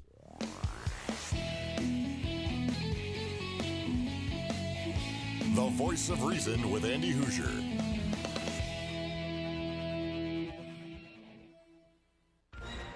Ag News, Mid-America Ag Network. The ethanol industry has a long, hard fight ahead of it before year-round E15 becomes a reality. Comments by ethanol industry leaders make it clear that the road to year-round E15 sales won't be easy, in spite of President Trump's help in directing his EPA to propose such a regulation. Renewable Fuels Association President Jeff Cooper. The oil companies see a move to year-round E15 as a threat to their market share, and so they've really ramped up their attacks on E15. And now they're attacking EPA and the president for this announcement. And he says these attacks are not anything new. They say E15 damages automobile engines, and that today's vehicles aren't warranted or allowed to use E15. And I should point out that we released an analysis of model year 2019 owner's manuals and warranty statements, and what that shows is that more than 9 out of 10 new vehicles clearly, explicitly, unequivocally include E15 as an approved fuel for the use in those vehicles. Auto industry expert Gary Herwick worked with the oil industry a while back to study E15's effect on vehicles, leading to the EPA's decision to approve its use in 2001 and later model vehicles. Herwick also looked at the claims that E15 evaporates quicker than E10 gas does. But if you look at volatility curves from technical papers, the volatility of a 15% ethanol blend is essentially the same as 10% ethanol blend. So there really isn't any effect of any additional vaporization. But the real impact of oil industry and environmentalist claims may come later if those interests come to sue the EPA over a year-round E15 rulemaking and succeed in blocking it before the 2019 summer driving season comes along. Ag News, Mid-America Ag Network. At Star Seed, we have various options for your cover crop solution. Whether you prefer Green Shift, Chick Magnet, or Green Field, choose Star Seed for all your cover crop needs. We offer premium quality products and superior sudden service. Don't forget to ask about our custom blend packages. Call Star Seed today at 800-782-7311 or visit our website at gostarseed.com for all your seed needs. If you're a small business or perhaps a contractor, you know the busy season is upon us, and Kennedy Tire and Auto Care Center wants to help you get the job done right. Hi, I'm Cheryl. Did you know that Kennedy Tire can take almost any fleet card? And we work with many fleet maintenance programs, so your drivers and crews can take advantage of our fast service to stay productive. So give us a call at 945-7131 for all the details or to open an account with easy terms. Between our Michelin, BF Goodrich, and Uniroyal tires and our full line of repairs and maintenance services, Kennedy Tire truly is your friend in the tire business. Good morning. This is Kerry at the El Dorado Livestock Auction. This week we'll have a good run of cattle. We'll have between 800 and 1,000 head of cattle this week. A couple of our featured consignments would be 35 head of black whiteface and red whiteface steers. We'll be weighing 600 to 650 pounds. And then we'll have a group of 30 cows and 20 calves that'll be here this week. That's a disbursement sale. The cows will be bred to black bulls, and they'll be calving here in the spring. The calves will be weaned calves that are off of these cows. If you have any consignments you'd like to give us a call at 316-320-3212. And if you'd like to see a complete consignment list or anything else about upcoming events at the barn, you can check out our website, www.eldorado.livestock.com.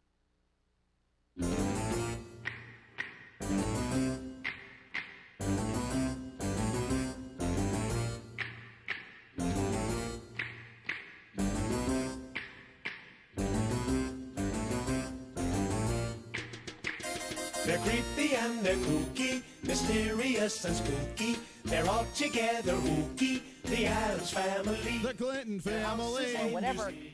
You know, that's childish. What do you think of Cory Booker's, and you didn't comment on him, and you feel free? Oh, I adore him. What do you think about him saying kicked him in the shins, essentially? Start to get to that kind of political. Well, that was Eric Holder. Yeah, Eric Holder, yeah. I'm sorry. Yeah, I know they all look alike. No, they don't. So get a witch's shawl on, a broomstick you can crawl on. We're gonna pay a call on the Addams Family. The Clinton family. Welcome in. 316-721-8255. Making it happen today on a Halloween. I know it's one of the greatest days of the year. Get to have a little fun with it. The Democrats' favorite holiday.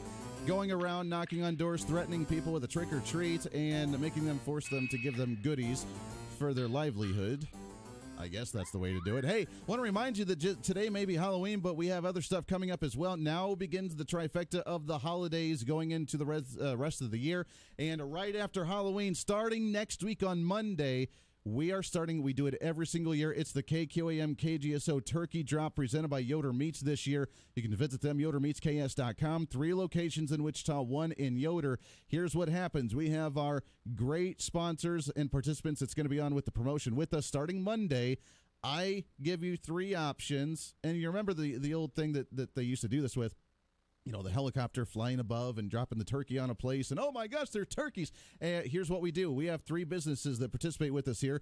I give you 3 options. You guess which one it is. If the turkey landed on that one that day, you won yourself a Thanksgiving turkey. It's that easy. We do it for a while, a good week and a half or so, so you get a good opportunity for you to guess which business it's going to land on. You get yourself a Thanksgiving turkey, and that's the way we do it right here with our KQAM Turkey Drop presented by Yoder Meats and all of our great, wonderful participating sponsors right here on the Voice of Reason and KQAM Radio. We'll do that starting Monday. But for now, it's Halloween, and let's enjoy it. What do you say?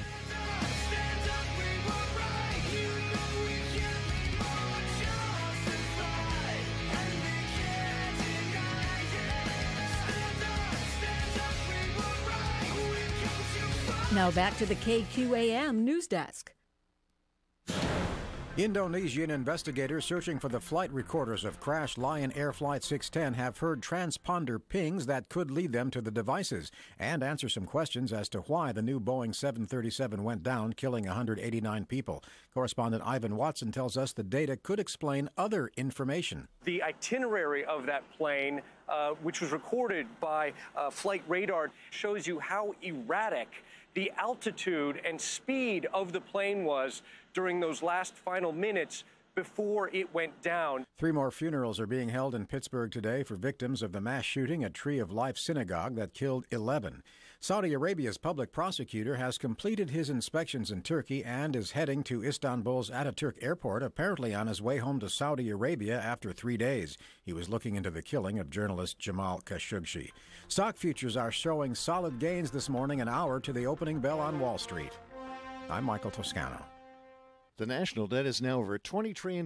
What happens next? Rising inflation drops in the dollar's value. Some experts say another crash is coming. You can fight this, not with stocks or bonds, but with gold and silver coins in an IRA from Augusta Precious Metals. Call 855-858-5807 and learn how an IRA backed by physical gold and silver can hedge against inflation. Call Augusta Precious Metals right now at 855-858-5807 and get a free gold IRA guide. Call 855-858-5807. You know those people who have a gift drawer? Mine's a gift closet. No matter the occasion, gift them Gordman's. From small presents to big brand names, you can find it all for less. New deliveries every week mean new discoveries down every aisle. Score on seasonal decor and gifts for everyone on your nice list at nice prices. And save even more with G Rewards. Get a $5 G Reward for every 100 points you rack up. Plus, store card holders earn double points. Gordman's, bigger deals, smaller prices. Kansas Mid-America Network News. The campaign treasurer for Kansas independent gubernatorial candidate Greg Orman announced yesterday he's resigning from the campaign, effective immediately. Former Republican State Senator Tim Owens issued a statement saying he resigned from the treasurer position with Orman's campaign and is putting his support behind Democrat Laura Kelly.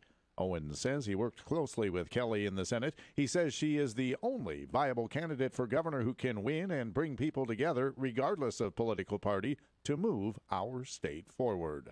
In the final week of the campaign, the Kansas City Star reports that new campaign finance reports filed this week show that Democratic candidate Laura Kelly has $500,000 available to spend compared to $61,000 for Kobach and less than $15,000 for independent Greg Orman. Kansas Mid-America Network News. Dr. Roger Marshall just got to Congress, but he's already getting results for Kansas agriculture. Regaining a seat at the table for Kansas on the Ag Committee, delivering on his promise. A lead negotiator on the Farm Bill, providing certainty and stability to Kansas farmers, ranchers, and rural banks. That's why the Kansas Farm Bureau, the Kansas Livestock Association, and every major agriculture group are behind Roger Marshall 100%. And so is Bob Dole. There are two kinds of people in Congress, the politicians and the leaders, and Roger Marshall is a leader.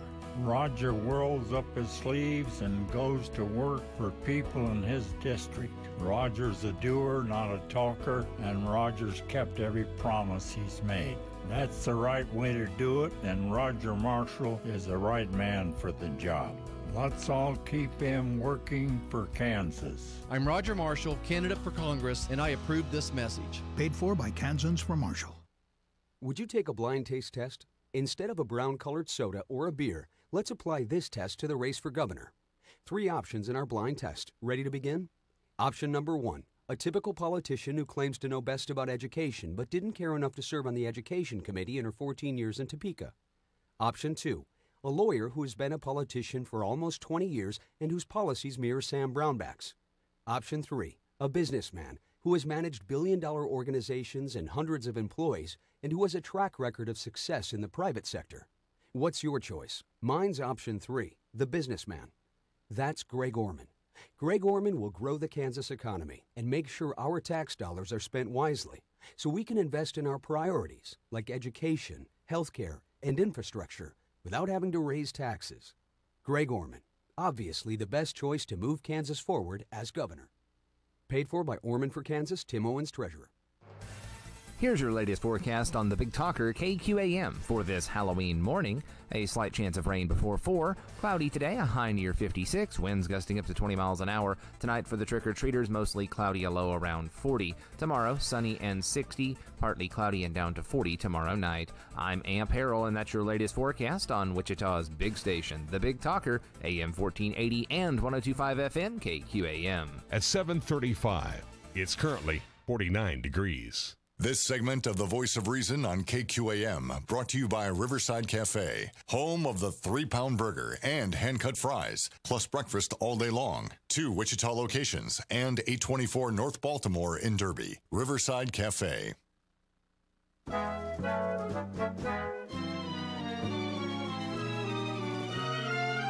Wichita's fastest growing radio show. You're listening to The Voice of Reason with Andy Hoosier on the Big Talker, KQAM. Man, I got to say, things are rocking and rolling today for a Wednesday. It is Halloween. Happy Halloween to you. But we have, first off, the audio's backing up at it with the TV show on KGPT TV, channel 2610. You can check that out. Plus, we have a lot of hits this morning on the YouTube Live.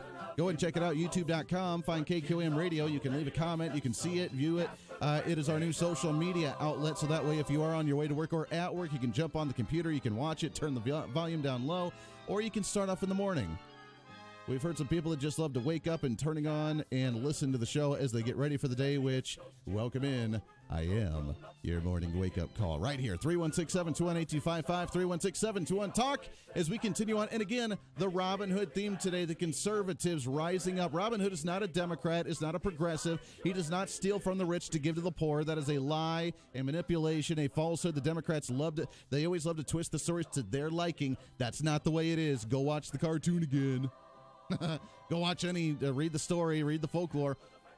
He was stealing from the king and the government and giving back to the people because the king and the government and the lords were controlling them and taxing them at ridiculous amounts. And no more is that going to happen. Instead of us having to steal it back, we're going to just prevent them from taking it in the first place. We're putting in a governor like Chris Kobach that is going to not only lower our taxes in the state of Kansas, but as he has mentioned, is going to give back the tax windfall from Trump's tax cuts that came to the state. He's going to give it back to the people. Like Chris Kobach mentioned, he is going to give us back that retroactive tax increase that we had to pay last year. He's going to return it back to us. He is the Robin Hood. We are the Robin Hood, and today we are the Robin Hood and merry men and women that are going to fight for conservative values and keep our taxes low so that way the government, the kings, the tyrants do not take it from us like they have been for so long. That's why I'm Robin Hood for Halloween today, and happy Halloween to you. It is that time. We do it every single Wednesday.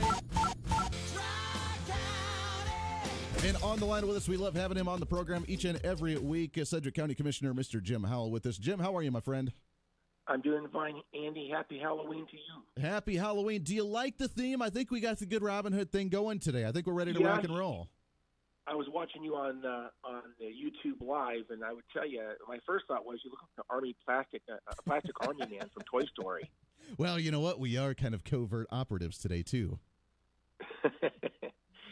Anyway, no, this is great. This is a lot of fun. We really can't campaign, which is kind of a day off for candidates, and so it's kind of fun. Sure. No, that's a great day to be able to just enjoy, kick back, and have fun with a little bit with Halloween. Now, are you dressing up for Halloween today? Well, I'm dressing up like a really tired candidate. That's about all I can do today. I'm gonna have to pass, and maybe next year I'll do something a lot more fun. I'll dress up like I don't know, maybe Robin Hood or something. But, I like it. No, right now I just don't have the energy this year. I am tuckered out. Well, but it's fun. It's a fun exhausted, isn't it? I mean, you're talking to people and putting out signs and getting the message out. And to me, at least, I'm excited about it. It pumps me up, and it's exhausting, but at the same time, it's really fun. Well, I mean, use the word exciting. It is exciting to see that we are just a few days away from an enormous, important day in Kansas history and nation's history. Really, the stakes are high and the results are critically important. Sure. And so it's exciting to know we're just really a number of days away. I have really 3 good campaign days left. Then daylight savings time changes this weekend, so we lose an hour of daylight Sunday night. And you get to sleep in an extra hour. Yeah.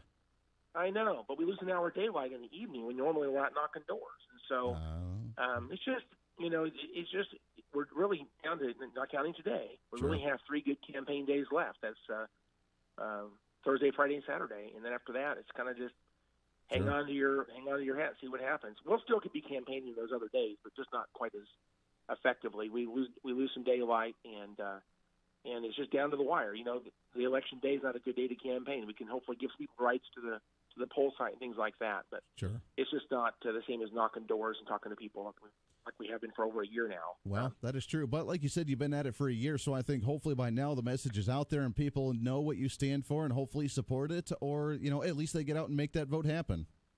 That's right. Well, I want them to vote, and I hope they vote with knowledge and wisdom, and they really think it through. Well, important. Critically important. That is very true. That is very true. No, it's an exciting time, and as you mentioned, I forgot all about the daylight savings this weekend. We get to sleep in an extra hour. The baby better not wake me up on Sunday because Daddy will be very grumpy. So that's going to be a fun fun day right there that we can actually enjoy. So good. It is, and you always mention it, but we always talk about it. Make sure to get out the vote in that sense. But we have to talk about and spend some time last week, and it's been kind of an ongoing trilogy, I think, or a series at least. It's like my daily soap opera. My wife loves watching soap operas on occasion. I'm enjoying the soap opera that's happening locally because the Sedgwick County Commission meetings are getting kind of interesting. I sit back with the popcorn and watch them on TV. Yeah, I wouldn't blame you. In fact, I've watched the last week 2 or 3 times myself. Almost can't believe I experienced it personally, and it's still entertaining to me. Well, for those that didn't watch it or didn't hear or pay attention, what happened in the meeting last week? Well, there was 2 off-agenda items that were presented during the meeting. The first one basically changed our quorum from 4 to 3, and people say, "Well, that doesn't sound like a big deal. You have 5 commissioners." Well, let me explain the reason that I'm concerned about this. First of all, let me just tell you, it was, I would tell you, a poorly drafted resolution. And I say that because the KS in that resolution actually has nothing to do with quorums. It only has to do with calling a meeting. It's KSA 19-206, if anybody wants to look that up. It has nothing to do with quorums. And yet that's the justification for an entire resolution, which was sprung on the commissioners as an off-agenda item with no advance warning. Obviously, it had been worked on by several people, including one of our legal staff. Anyway, it was presented at our meeting, and they read the resolution. It was about a little more than a page. And then they wanted us to vote to lower our quorum from 4 to 3. And here's the significance of that, though. We back in May of 1987, fought vigorously to change our quorum to 4. Mm-hmm. And the reason that's important is back before before 2000, and I think it was 2009. It was 2009. Before 2009, the only way commissioners could talk to each other is if there's no way that they had the power to change anything. Sure. So if you have a board of 3, well, a majority of a board of 3 is 2. So 2 commissioners can't talk to each other. But we changed to 5 commissioners back in 1986. And in January of 1987 was the very first time we had 5 commissioners. And so Sedgwick County led an effort to change our quorum to 4. And there's actually several other reasons behind this as well. But what that meant was is 2 commissioners could talk to each other, because 2 commissioners couldn't meet or pass anything by themselves. And I would argue, though, that it would require 3 votes to pass, because it requires at least 4 people to meet together. Sure. So majority of 4 is 3, and since 3 people couldn't talk to each other, then we're open and transparent, and we're meeting the spirit of the Kansas Open Meetings Act. At least mostly, I would tell you. There's still some problems with what they did back then, in my opinion. Nevertheless, when we changed the quorum from 4 back to 3, it was based on the fact that KSA 19-206 was changed in 2009. It simply said that 3 people, or I should say a majority of the board, can call a meeting, which really means if 3 people want to have a meeting, they can call a meeting, or the chairman can call it. Sure. That's what the KSA 19-206 says. Well, so that was justification for changing it from 4 to 3. Let me just tell you that argument we had back in 1987 went clear back to the Kansas Appellate Court. So we fought vigorously for a long time, spent a lot of money to change this law. So we just threw all this away on an off-agenda item. Now what that means is three commissioners can call a meeting. They can also legally meet. And what's the majority of 3? Well, that's 2. And there's nothing in the law that I can find anywhere that says on a county commission that that requires a majority of the board to pass an item. It requires a majority of members present. In other words, it's just implied in the law. It doesn't actually. So essentially what you're saying now is that they can call a meeting of 3 individuals, leave 2 of the commissioners out, and they can pass regular county doings with only 3 of the commissioners showing up to a meeting and doing this stuff. And with only 2 votes. Mm-hmm. So that means that 2 people potentially would have to change things in Sedgwick County. And by the way, before they come out there and vote, if they make a motion in a second and vote for it, they can also conspire, if you will, or just discuss the item behind closed doors. So what's the point of even having 5 county commissioners then?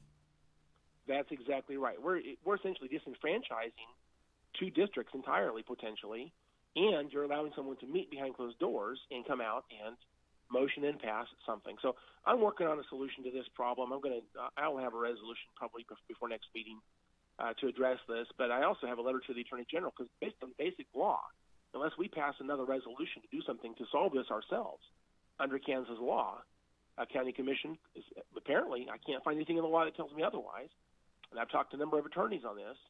I can't find anything in the law otherwise. It says that 3 commissioners couldn't call a meeting, and 2 of them could pass legislation or a resolution or whatever, and they could also conspire and talk amongst each other in behind closed doors. That is not good government. This has got to be addressed, and so I will have a solution that's a local resolution to solve this problem. I'll have that by our next meeting. But I think that something in Kansas law needs to be addressed as well. So I've written this out to the Attorney General and asked him to verify what I'm saying. But if this is true, then this is a legislative emergency, in my opinion. We can't let this type of stuff continue. Well, no, that is very concerning. I mean, because you're right. I mean, there's 5 districts, which means that 2 of the districts with all the people in those districts really don't matter. That we have 3 county commissioners, and it doesn't matter on whether it's the right side of the aisle or the left side of the aisle or whoever that's in those 3-person majority. But the fact that they can call a meeting, have 3 county commissioners do the meeting, pass stuff with a 2-person vote, and 2 of the county commissioners not even partake in this in any way, shape, or form, we're leaving out almost half of the entire county from being represented when it comes to decision making for county issues. That's not okay in any way, shape, or form. That is correct. And so that's the first thing that happened, and that passed on a vote of 3-2, okay, with very little discussion. It was poorly drafted. It was not vetted by chief counsel, and we didn't. And it felt like they basically said it was an urgent issue. We had to pass this because the very next item they wanted to bring up, which was a second off-agenda item. They wanted to have an executive session with essentially 3 commissioners to go back there and discuss the quote-unquote investigation in the personnel matter. And I was not going to participate in that again, and Commissioner Ranza also chose not to participate. I'm not, by the way, I appreciate Commissioner Ranza, but I'm doing this because it's the right thing to do, not because I'm being told to by anybody. So happens I agree with Commissioner Ranza on this one, and so we both just chose not to go to the executive session.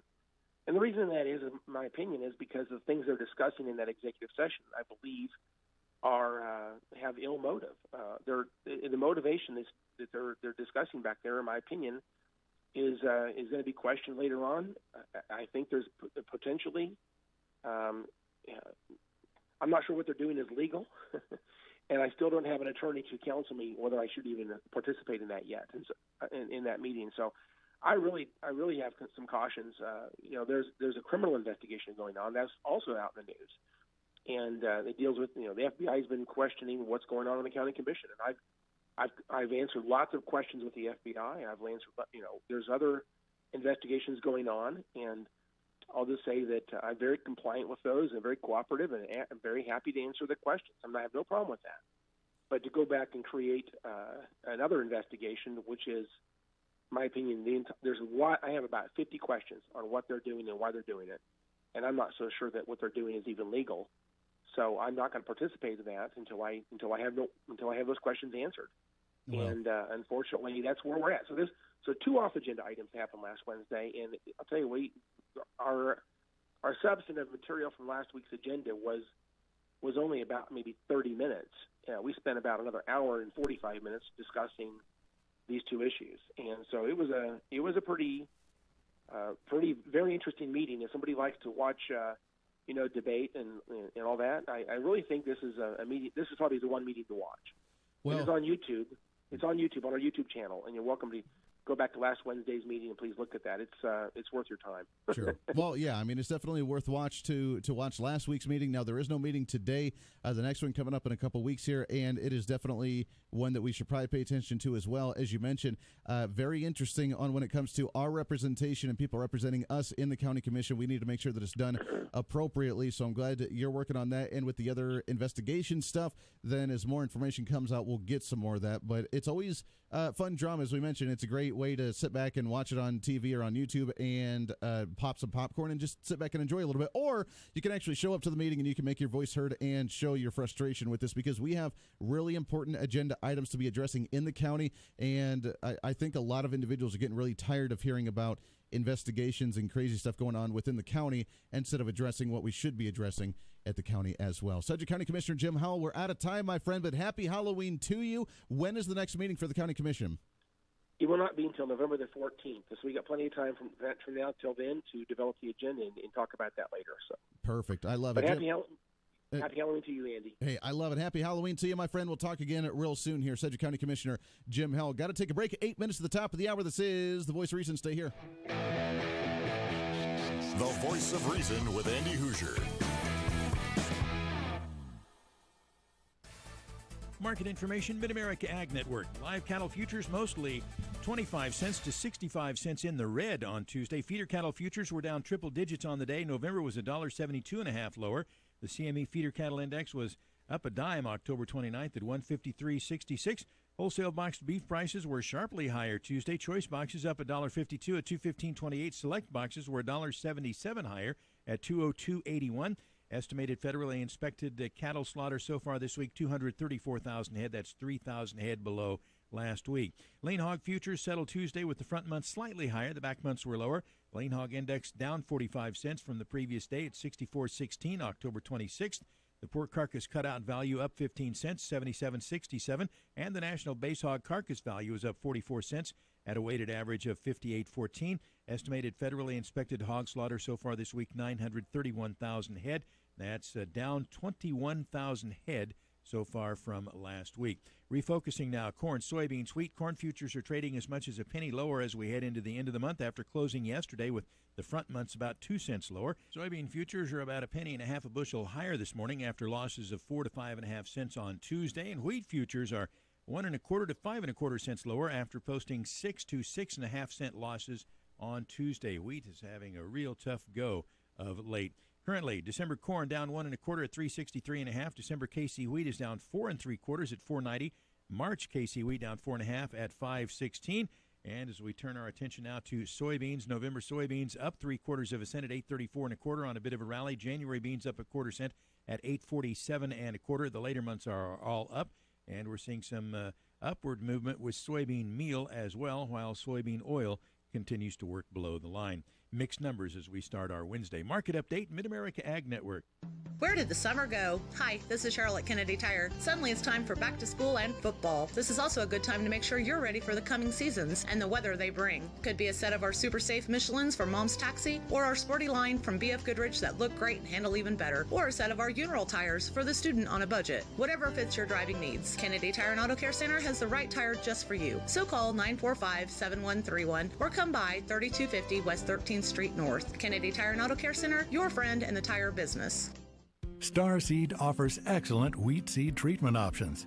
Our fungicides and insecticide packages help provide top-level performance in your crop. Starseed wheat treatments are proven in controlling numerous seed and soil-borne diseases while guarding against insect damage.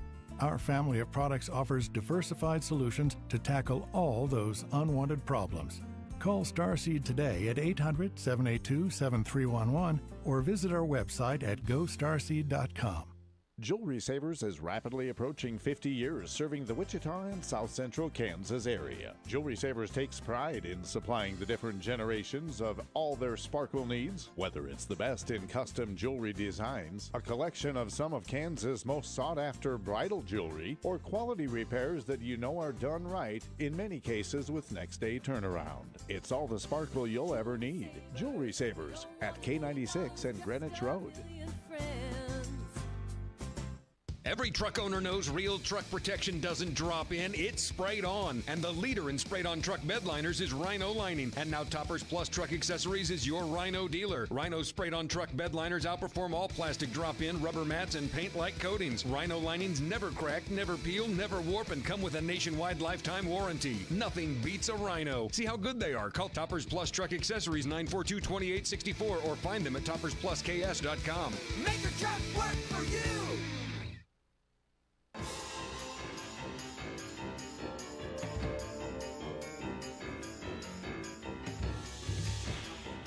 Hey, 5 minutes at the top of the hour. Welcome back into the Voice of Reason right here on the Big Talker, KQAM. Great to have you along today for the ride. When we come back, hour number 3, in just a few minutes, the Wichita Paranormal Research Society going to be joining us. Looking forward to that one. Doing some ghost talking, baby, for Halloween. But before that, let's wrap up hour number 2 with a phone call here, shall we? Line number 1. Oh, I guess we lost him. That's all right. Give us a call back, 316-721-8255, 316-721-TALK if you want to join into the program as we continue on. Now, with the holiday, with the costumes, there are PC ways to do this. I got a message on YouTube, which, by the way, you can go to the YouTube feed, youtube.com, find KQAM Radio. You can subscribe. You can leave a message. Troy on YouTube just wanted to warn you not to take off the Hulk with the green face. He's built like an 18-year-old Arnold Schwarzenegger. Hulk smash. It's true. You know, that might be the person that I offend today. I might have just triggered the Hulk. Green face, baby. You can't have green face anymore, apparently. 316-721-8255. Plus, when we come back also in hour number 3, I do want to touch on this a little bit, wrapping up the program, get your thoughts on it. But as you know, President Donald Trump talking about the executive order he may or may not sign, trying to repeal birthright citizenship. Now, here's the genius behind this. I think is a lot of people are upset about this. How dare you? Birthright citizenship. It's protected. No, it's not protected under the 14th Amendment. It's completely bogus. It's been misrepresented for a long time. But here's the crazy thing. The courts have never judged on it. Now, should we rely on the courts to make judgments with their opinions from the 9 black robe legislators? No. But in today's times, a lot of times it is very much of the, oh, hey, we need to have the Supreme Court make a judgment on this. Let's drive it to the Supreme Court. And right now with the makeup of the Supreme Court, I think we're in relatively good shape in order for them to judge appropriately.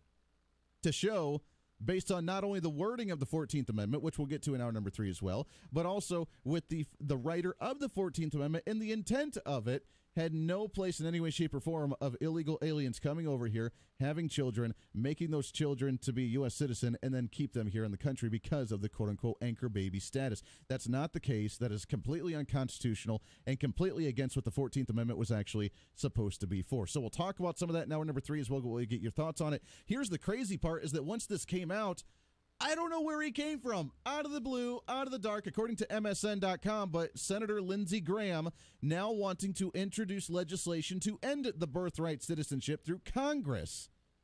Now, I don't know where Lindsey Graham all of a sudden began growing the spine But well done on him for that one. As Donald Trump begins to threaten the executive order part of this, now Senator Lindsey Graham coming out wanting to introduce legislation through the Senate to make this happen, I think we might be in good shape, and we could see the potential end of the birthright citizenship issue that I think might be another win for Republicans and Donald Trump supporters. So we'll talk about some of that. Plus, we'll do some ghost talk. Paranormal Research Society for Wichita coming in. Part of TAPS. It's going to be a lot of fun, and we'll chat with them as we do every single year for Halloween right here on The Voice of Reason. Get your thoughts on it and the spooky tales of Halloween. We're the Robin Hoods, baby. We're the conservative, not the redistribution of stealing from the rich and giving to the poor, but making sure the government doesn't tax us completely ridiculous. That's why today's a fun Halloween. Stay here. Hour number 3 coming up.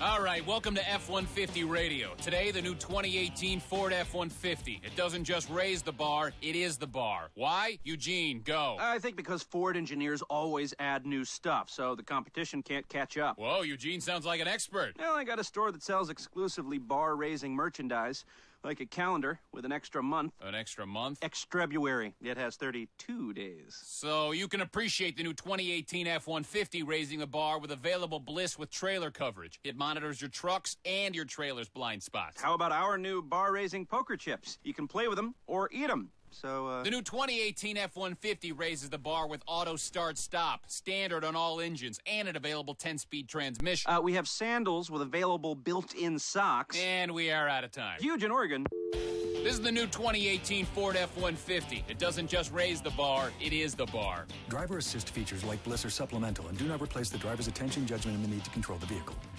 Broadcasting from the Midwest Kia Studios, Midwest Kia in Wichita, we provide what you deserve. This is 102.5 FM and 1480 AM, KQAM, Wichita proud. It's time for your latest news from the KQAM News Center. Brought to you by Heartland Avionics and JD Aviation, your aircraft maintenance partners at Augusta Municipal Airport. Learn more at iflyaugusta.com. Good Wednesday morning. More than a dozen drivers were cited for illegally passing stopped school buses during a countywide enforcement effort last week. The Sedgwick County Sheriff's Office said 14 school bus stop sign violators were stopped and cited throughout the county. Cake TV reports the agencies participating included the Sedgwick County Sheriff's Office, the Kansas Highway Patrol, and police departments in Wichita, Mays, and Hayesville. A woman is dead following a crash near Valley Center around 1:40 yesterday afternoon in the 8900 block of North Ridge Road. The Sedgwick County Sheriff's Office says a 65-year-old woman rear-ended a stopped waste management truck with her car. KWCH-TV reports that authorities believe the woman may have suffered some sort of medical condition causing her to drive into the back of the truck. The woman died at the scene. The truck driver was not injured. Wichita Public Schools is offering an anonymous tips program to help keep students safe. Students can submit information through text, screenshots, and photographs through the app called P3 Tips. All messages are encrypted and routed through secure servers to protect the sender's identity. Funding for the Speak Up program is provided by Crime Stoppers of Wichita and Sedgwick County, a division of the Wichita Crime Commission. Spirit Aerosystems Holdings Incorporated today reported third-quarter profit of $168.8 million. On a per-share basis, the Wichita-based company said it had net income of $1.59 earnings adjusted for costs related to mergers and acquisitions that came to $1.70 per share. The results surpassed Wall Street expectations. Spirit Aerosystems expects full-year earnings in the range of $6.10 to $6.35 per share, with revenue in the range of $7.2 to $7.3 billion. And the Wichita State Shockers men's basketball team took to the floor of Koch Arena in a game last night for the first time this season. Doug Downs has that coming up. From the news desk, I'm Rick Everett. Samaje Haynes-Jones finished with a game-high 19 points, and freshman Jamarius Burton added 16 off the bench, while the Wichita State Shockers survived a scare last night from Division II Catawba. Shockers won the game 75-64 at Koch Arena last night during last night's exhibition game. Greg Marshall says improvement is a must. A lot of work to do to get better and figure out a way to prepare for some of these teams that we've got coming in. The Shockers have 1 week to do that work as they have Louisiana Tech coming in next Tuesday, November 6th. From the sports desk, I'm Doug Downs. This is Bob Shippers with Continental Truck Accessories. If you're looking for a tough truck bed liner that can take a beating, we have it. Guarded is a hard, remarkable, elastic material making it perfect for heavy industrial and commercial applications. Paint and powder coatings can't hold up to the demands of constantly sliding equipment or shoveling material in and out of your truck. Choose Guarded to also protect everything from drywall, metal, concrete, foam, and plastic. Your imagination is the only limitation for Guarded spray-on liner. We can also color match. Call 448-1563 or visit our showroom at 6701 South Broadway. You all know Paul at Riverside Cafe, and I was by and saw a sign that said pick any four for $4 for breakfast. I said, Paul, that's a heck of a deal. He said, well, yes it is. Pick any four. Sausage link, hash brown, slice of bacon, 3 silver dollar pancakes, quarter biscuit with gravy, a sausage patty, slice of buttered toast, any four for only $4. It is kind of an early bird special from 6 to 9 every day. The pick four for $4 at Riverside Cafe. I am a customer of Scott Child's Old Time Clock Shop at 1946 West 13th Street. In the heart of Riverside, Scott Child's Old Time Clock Shop is the premier clock shop in Wichita, and that means a wide selection of clocks for sale. Hundreds of clocks of every different size and style. And Scott Child's Old Time Clock Shop is also a full-time clock repair shop. He even makes house calls. 267-1925. Scott Child's Old Time Clock Shop. Here's the latest from the KQAM News Center. Indonesian investigators searching for the flight recorders of crashed Lion Air Flight 610 have heard transponder pings that could lead them to the devices and answer some questions as to why the new Boeing 737 went down, killing 189 people. Correspondent Ivan Watson tells us the data could explain other information. The itinerary of that plane, which was recorded by flight radar, shows you how erratic the altitude and speed of the plane was during those last final minutes before it went down. 3 more funerals are being held in Pittsburgh today for victims of the mass shooting at Tree of Life Synagogue that killed 11. Saudi Arabia's public prosecutor has completed his inspections in Turkey and is heading to Istanbul's Ataturk Airport, apparently on his way home to Saudi Arabia after 3 days. He was looking into the killing of journalist Jamal Khashoggi. Stock futures are showing solid gains this morning, an hour to the opening bell on Wall Street. I'm Michael Toscano. Your local weather on KQAM. Brought to you by Spears Restaurant and Pie Shop at the northeast corner of Town West Mall on Maple. Getting it right for over 60 years. Spears Restaurant and Pie Shop. Here's your latest forecast on the Big Talker KQAM for this Halloween morning. A slight chance of rain before 4. Cloudy today, a high near 56. Winds gusting up to 20 miles an hour. Tonight for the trick-or-treaters, mostly cloudy, a low around 40. Tomorrow, sunny and 60. Partly cloudy and down to 40 tomorrow night. I'm Amp Harrell, and that's your latest forecast on Wichita's big station, the Big Talker, AM 1480 and 102.5 FM KQAM. At 8:06, it's currently 49 degrees. Broadcasting from the Rusty Eck Ford Studios, this is the Big Talker, 1480 AM and 102.5 FM KQAM.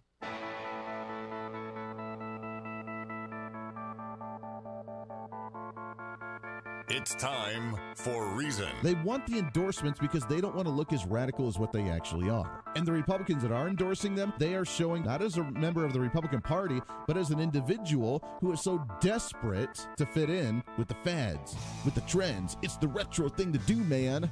And I'm the Republican that supports the Democrat who hates the Republican agenda. This is the latest campaign because they can't win any other way. This is the Voice of Reason with Andy Hoosier.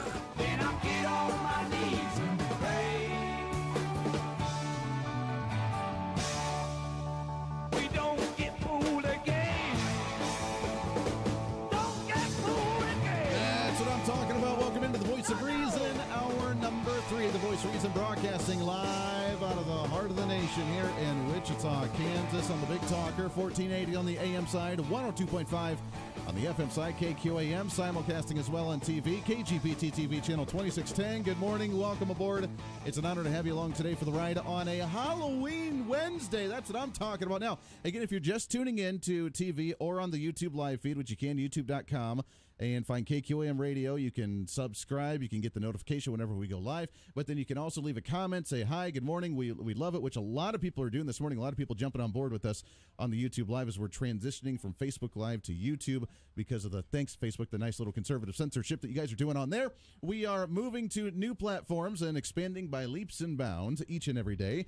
But if you're watching, then you can see that, I am the only one in the studios. We have the Ag Network, we have the News Network, we have the Sports Network. Nobody's dressed up for Halloween, except for my two guests in here, which we'll get to in just a second. But no one else is dressed up for Halloween. So I have to represent the way that I usually do. And it's, yes, fun, but it's also with the conservative political message. See, I am Robin Hood today. And although Robin Hood doesn't usually have the face war paint, which, green face, don't know if it's PC or not. I don't really care. But the Robin Hood theme, the Democrats have hijacked it by saying that Robin Hood steals from the rich to give to the poor, and he's the nice little Bernie Sanders socialist. Yeah, not the case. Like usual, they lie, they manipulate, they twist it to their own advantage and their own agenda, and it doesn't work. Robin Hood steals from the government and the king and gives it back to the people because they tax them too damn much. And that's what we're all about. And today, I think going into election season, that Chris Kobach himself is the Robin Hood, not only wanting to lower your taxes, but give you back your tax increases that we had last year, to give you the Trump tax cut windfall back to you instead of keeping it at the government. And we are the conservatives, the merry men and women living in the woods and having a good old time and taking back what was rightfully ours, which is our own daggone tax money. So that's the story behind this. We're going to continue on with that agenda throughout the entire day today. If you want to go and see the costume, I kind of like it. I usually don't dress up for Halloween, but it's kind of fun today, so why the heck not? But in studio with it, we got the phones lit up as well. I want to get to you as well, but in studio, we got to... I always love doing this every single year. It's always so much fun, as I've done this in the past with you guys and with other groups and other places as well. But from the Wichita Paranormal Research Society, we have Sherry back with us. Sherry, how are you today? Hi, I'm great. It's good to have you. And also with us this year, a new guest in studio with us, but Gage is with us. Gage, how are you, my friend? Not too bad. How are you? Hey, doing good. I appreciate you coming in. The Wichita Paranormal Research Society. Have you guys been going on some hunts lately? Absolutely. Our October's always very busy for us. We do a lot of charity events around the community, fundraising. And so we've been to the Reno County Historical Museum. We've also been to Cowtown a few times. And next week we're going to be at the Fox Theater in Hutch, where people can join us there on a public ghost hunt as a fundraiser for that historic theater. Oh, really? Yes. Okay. Now, it seems to me that a lot of activity like this seems to be around a lot of the historic buildings. Cowtown has some of the original buildings that were there to some degree, and there's been some really, when we were there, when I went with you, there was some really cool activity and some stuff going on. But then the historical museum, there seems to be a lot of really interesting things that seem to happen. Oh, yes, always. And this last weekend when we were at Cowtown, we had quite a bit of activity while we were there. Really? With the public. Sure. So it just, like, all those people kind of stir up that energy and really gets them excited. And it seems to be very seasonal. The activity out there is very seasonal. Okay.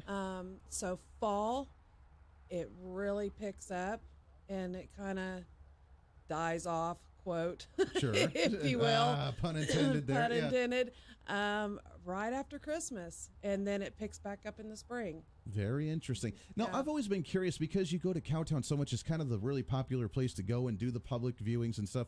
But after a while, does it kind of die off? And I've always wondered, does it kind of die off because you've gone there too many times and they're too familiar with you going there and trying to communicate and trying to do things that after a while they're just like, yeah, I'm done with this. And you kind of see them kind of relax a little bit. Well, just what we've seen is, like I said, the seasonal activity dies off. Okay. So, yeah.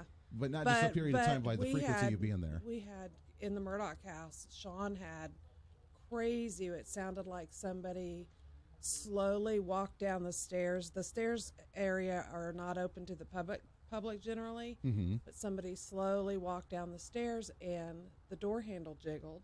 So Sean didn't know he was talking at the time. He didn't know where the noise came from, and after kind of rattling things, realizing, and he touched the door handle and that was the sound, Then they heard loud footsteps run up the stairs and then pace back and forth over top. Whoa. So of course everybody there in the house were, excited and freaking out at the same time.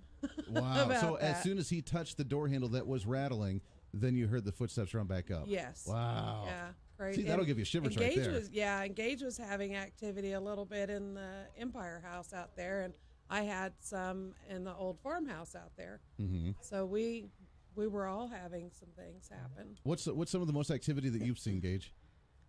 Actually, same weekend she was just mentioning with Sean, I was setting up my sound equipment there in the Empire House, and after investigating out there at Cowtown for so long, you kind of get to know certain sounds, Sure. especially in this case, it was boots on the boardwalk right outside Empire House. Okay. I was setting up the equipment, and I heard it walk from right to left outside, passing the front door, and I thought, okay, it's a volunteer.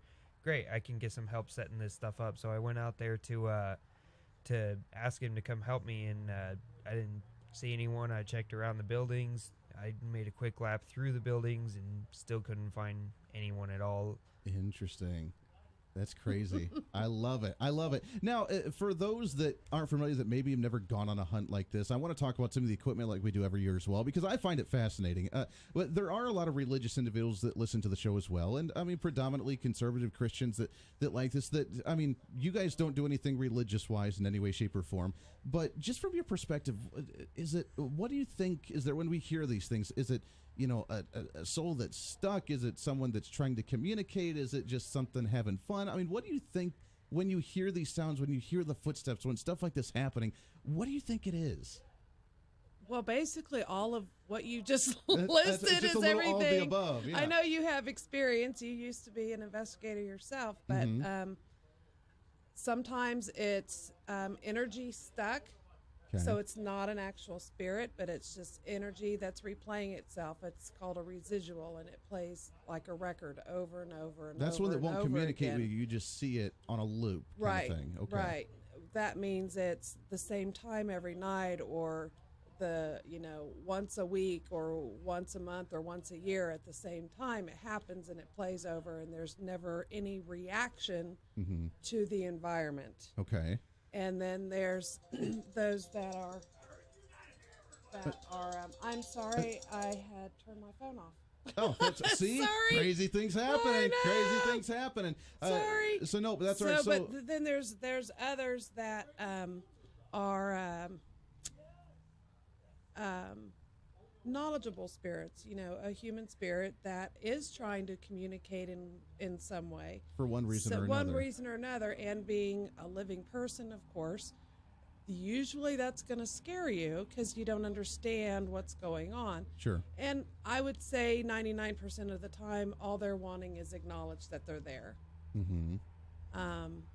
And what's the other one? Then there are ones that actually like to, have bad intentions, maybe? Bad intentions, or there's, or troubled? They're troubled, or I believe if you like to play jokes when you were living, you're going to continue to do that when you've passed. So it could be someone trying to just prank you. Mm-hmm. But there are those, there's a lot of mean people. Sure. That are living that are still going to be mean when they've passed. Sure. So. Okay. Well, and I think I've told you the story of some of the stuff that we went through, my wife and I, and it was kind of scary, and it was a little bit on the crazier end. And I'll tell that story at some point again on the radio. But there are, as you mentioned, I don't know, and even I guess you could think of it way outside of the box and think that maybe it's another dimension reaching across to us, and maybe the parallel universe, if you want to look at it from the crazy, pot smoking or scientific aspect of it, of someone reaching across from another dimension, and they reach out and you can finally see a glimpse of them, sort of thing. But there's always that fascination of what is there. I believe personally, and I am a religious individual, that if you believe in heaven, you believe in a soul or a spirit or whatever, that there's going to be that communication. There's going to be that time where you get a glimpse of this, or that if you believe in that, then you believe that something's there. So when you see these things, I am a believer that that there is something that you come across that's just like, whoa, it's not my normal, what I'm used to seeing. So therefore, hey, there's something there. It's kind of crazy. Yeah. I actually saw, and maybe you can give me an insight on this one. We haven't had any activity at all lately, but last weekend something started happening at the house, and it kind of wigged me out. It was Saturday morning, and my wife was still asleep, and the baby was still asleep, and I went upstairs. I was getting ready for work. I come in Saturday mornings to the station, and I went upstairs into the kitchen, and right beside the kitchen is the living room, and I swore I heard it, and it lasted for about a good second or two just to catch your attention, but it sounded like two women chatting, like sitting on our couch and chatting. And I said, what in the world? And I thought maybe the baby had gotten up and turned on the TV. Right. And I went in the living room, obviously nothing there. Right beside the living room is the baby's room, and I thought maybe she turned on the movie in her room. Well, I went in there. She's sound asleep on her bed. But I know I heard, and I chalked it up to maybe the house creaked and I'm half asleep, and I just assumed, and I thought. I just kind of left it at that. But I thought I heard two women chat, and it sounded like the chatty Cathy just sitting on the couch having a good old time. I forgot all about it. The next day, I'm outside with the baby, and the wife's cleaning. She comes out and says, I just heard two women talking in the house. I don't know why. Now both of you are she heard it too, so I don't know. Something a little funky going on there. I don't know what that is. But just out of the blue. But it's just out of the blue. It hasn't had any issues or anything going on at the house until just that. So. Wow. Gage? Any thoughts? Have any thoughts on that? What that could be? He's new, so I'm testing him here, guys. Oh, okay. All right. I've had a lot of similar stuff happen. Actually, what led me to the team actually was along those lines that you mentioned. Activity that you were seeing and experiencing, trying to figure out what it is. Yep. Okay. Gage was 12 when he started following us. Okay. So. Very cool. Very cool. And that's what led us to the stuff in Colorado Springs when we started getting involved. We had a lot of activity and things going on, and we wanted to figure out what was happening and what was going on. So we ended up getting involved with the group out there, and we had some fun with it. So they have a lot of activity in different places there, my understanding. Yeah, they have a lot. And maybe today I will tell the story that was a lot scarier than I think than what normally happens. So I may tell that one today because they listed for 3 months. And we were scared. We couldn't even sleep. It was really bad. So we'll talk about that a little bit later. We got some calls on the line. I want to get your thoughts. If you have any ghost stories, I want to hear from you. Ghost stories today. I know we talked about the birthright citizenship, but right now I don't want to talk about that. We'll stick on the Halloween theme for just a minute. If you have some ghost stories, we'll come back and do that when we come back as well. The Wichita Paranormal Research Society. We have Gage and Sherry in studio with us for a little bit more time. This is The Voice of Reason on a Halloween Wednesday. Stay right here. This is The Voice of Reason with Andy Hoosier. Midterm election 2018 is upon us, and your home for the latest news is right here on the Big Talker KQAM. Join myself, Andy Hoosier, during The Voice of Reason from now until Election Day as we talk to candidates, cover the latest news, and break down each of the races. Plus, join the Big Talker KQAM on Election Night as we give you the latest numbers as they come in. From county commission to congressional seats, your source for election 2018 is the Big Talker KQAM. Brought to you in part by Heartland Avionics and JD Aviation, Davis Liquor Outlet, and Augusta Flight Center. Apple announced new products yesterday. The fact that they raised prices by up to 60% is actually more interesting than the new features. Kim Command with your Wednesday Consumer Tech Update, brought to you by BePrepared.com. What you need when you need it. Visit BePrepared.com/Kim. It's Business 101. When sales are down, you can either sell more of what you have or raise the price of what you're selling. Laptop and tablet sales have been declining the last 4 years. So Apple is taking the high price road. They've done it before. When iPhone sales were down, they raised the price. People still bought them. The new MacBook Air is $200 more than the existing model. The new Mac Mini is 60% more than the old one. The new iPad Pro, it went up 25%. Certainly, higher prices will lift Apple's revenues. Are the new products worth the money? The Mac Mini is the only one that got a major update. Other than that, the event was uneventful. I'm Kim Commando. Here's why I'm a big fan of Simply Safe Home Security. Simply Safe systems are ready for anything that gets thrown at it. If a storm takes out your power, Simply Safe is ready. If an intruder cuts your phone line, Simply Safe is ready. Say an intruder destroys your keypad or siren, Simply Safe will still call the authorities and get you the help that you need. This system has safeguards to protect you against power outages, downed Wi-Fi, cut landlines, bats, hammers, and everything in between. Now, Simply Safe's triple safeguard protection could cost an arm and a leg, but it doesn't. Instead, they only charge you what's fair. So 24/7 professional security monitoring is just $14.99 a month. And with Simply Safe, there are no contracts and no hidden fees. That's why I recommend Simply Safe to everyone. Go right now to simplysafekim.com. That's simplysafekim.com to protect your home and family today. simplysafekim.com. Hi, I'm Cheryl at Kennedy Tire and Auto Care Center. Whether you have kids to haul to school or a student to send off to college, this is a great time to take advantage of our summer savings to get ready for fall and winter. When safety is your priority, our Michelin tires are the right choice. For great handling in any conditions, you'll want our BF Goodrich line. And when quiet durability is what you're looking for, look no further than our Uniroyal tires. So call 945-7131 or visit Kennedy Tire at 3250 West 13th Street North. Whether it's safety, performance, or economy, Kennedy Tire and Auto Care Center is your friend in the tire business. The Miller Minute with Dennis Miller. I want to talk about trauma. There are countless indicators that we as a society have gotten soft and that subsequent generations are only going to get softer. Case in point, a new study in the Journal of American College Health suggests nearly 1 in 4 college students found Donald Trump's election victory so upsetting they've developed clinically significant symptoms considered predictors of PTSD. I'm sorry to hear this for a few reasons. First, because it means that my generation of parents missed the mark raising kids tough enough that they're prepared for the real world. But more significantly, it demeans the real trauma in the lives of so many, be they in the military or in the dregs of down countries. I mean, come on. I'm not sorry Trump won, but I am sorry that a lifetime of participation trophies, A's for effort, and retaking tests has resulted in so many of today's youth completely incapable of dealing with a basic concept like disappointment. And that's the minute. I'm Dennis Miller. If you or a loved one struggles with leg or foot cramps, you've got to try TheraWorks Relief. This non-greasy foam is proven to relieve muscle cramps fast, and with daily use, TheraWorks Relief can even prevent muscle cramps, so you can get a full night's sleep or do activities you love without worry. TheraWorks Relief only takes minutes to apply, absorbs quickly, and it works. TheraWorks Relief is my choice for preventing and relieving muscle cramps. Get TheraWorks Relief today in the pain relief aisle at Walmart, CVS, Rite Aid, Walgreens, or at TheraWorksRelief.com. Are you looking for senior care for your mom or dad but don't know where to start? Hi, I'm Joan London with The Place for Mom. Nobody knows your parent or loved one better than you, and nobody knows senior living better than the experts at A Place for Mom. It's a free service, and we've helped thousands of families find the right place for their mom or dad. There's a place for answers, a place for mom. Call today. Call A Place for Mom at 1-800-379-1174. That's 1-800-379-1174.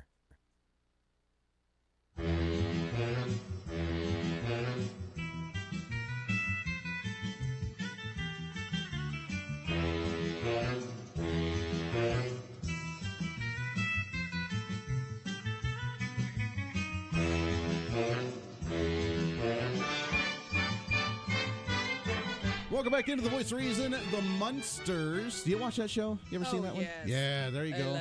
The Munsters, the good old days. Welcome back in. 316-721-8255. A ghost story time right now for The Voice of Reason. Have a little fun this morning, stepping away from the politics for just a minute. We'll get back to it. We got the birthright citizenship. We have the election. We have the latest polls. We have the Greg Orman campaign crumbling before our eyes, if that's the way you want to interpret it. So we'll touch on all that in a little bit. But right now, Sherry and Gage hanging out with us here, talking about some of the ghost stories. And Gage, let me ask you the scariest experience that you had.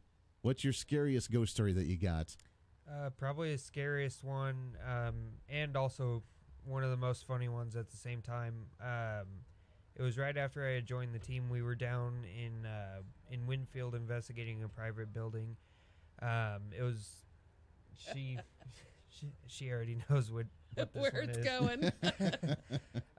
So I believe the second or third floor of it used to be a brothel.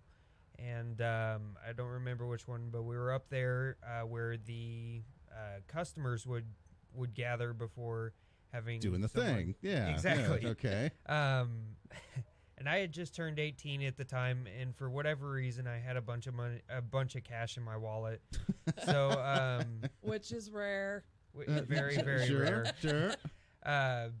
One of our other investigators, he asked me, "Hey, do you have any cash on you?" Yeah, so I pulled out my wallet and I pulled out my cash. He snatches it out of my hand. It was about $100 worth in 20s. And he starts holding it up and he said, "I have a young man here. He's 18 and we need to get him a fine lady. So can someone please come up here and get my friend? He just turned 18. Time to make him a man. And so I started laughing at him, not thinking it was going to go anywhere because they had been dry all night. And all of a sudden, we started smelling something floral, like a type of flower perfume. Okay. Really weird. We just out of nowhere. We hollered at two other people that were with us, the building owner and I believe another investigator, and they came over and they were, verifying they were smelling it too.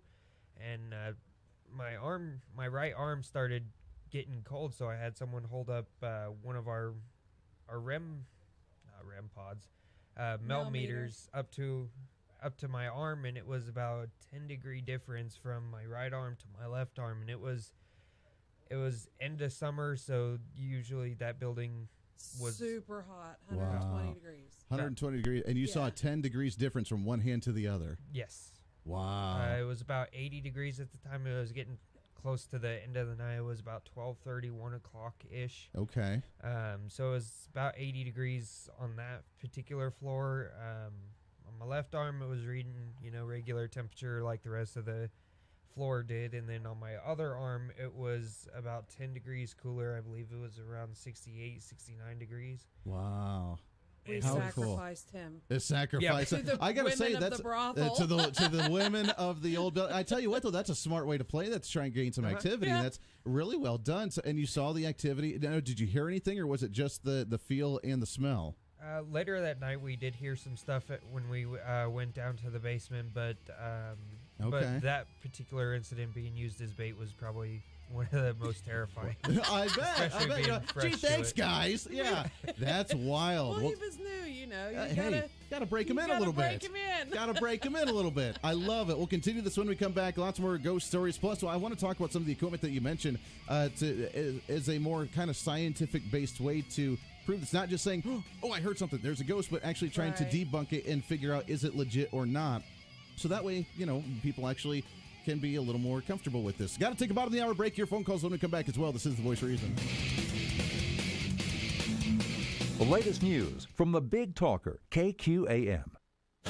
Funerals will be held today for 3 of the victims killed in Saturday's shooting at a Pittsburgh synagogue. They were among 11 who died in the shooting rampage at Tree of Life Synagogue.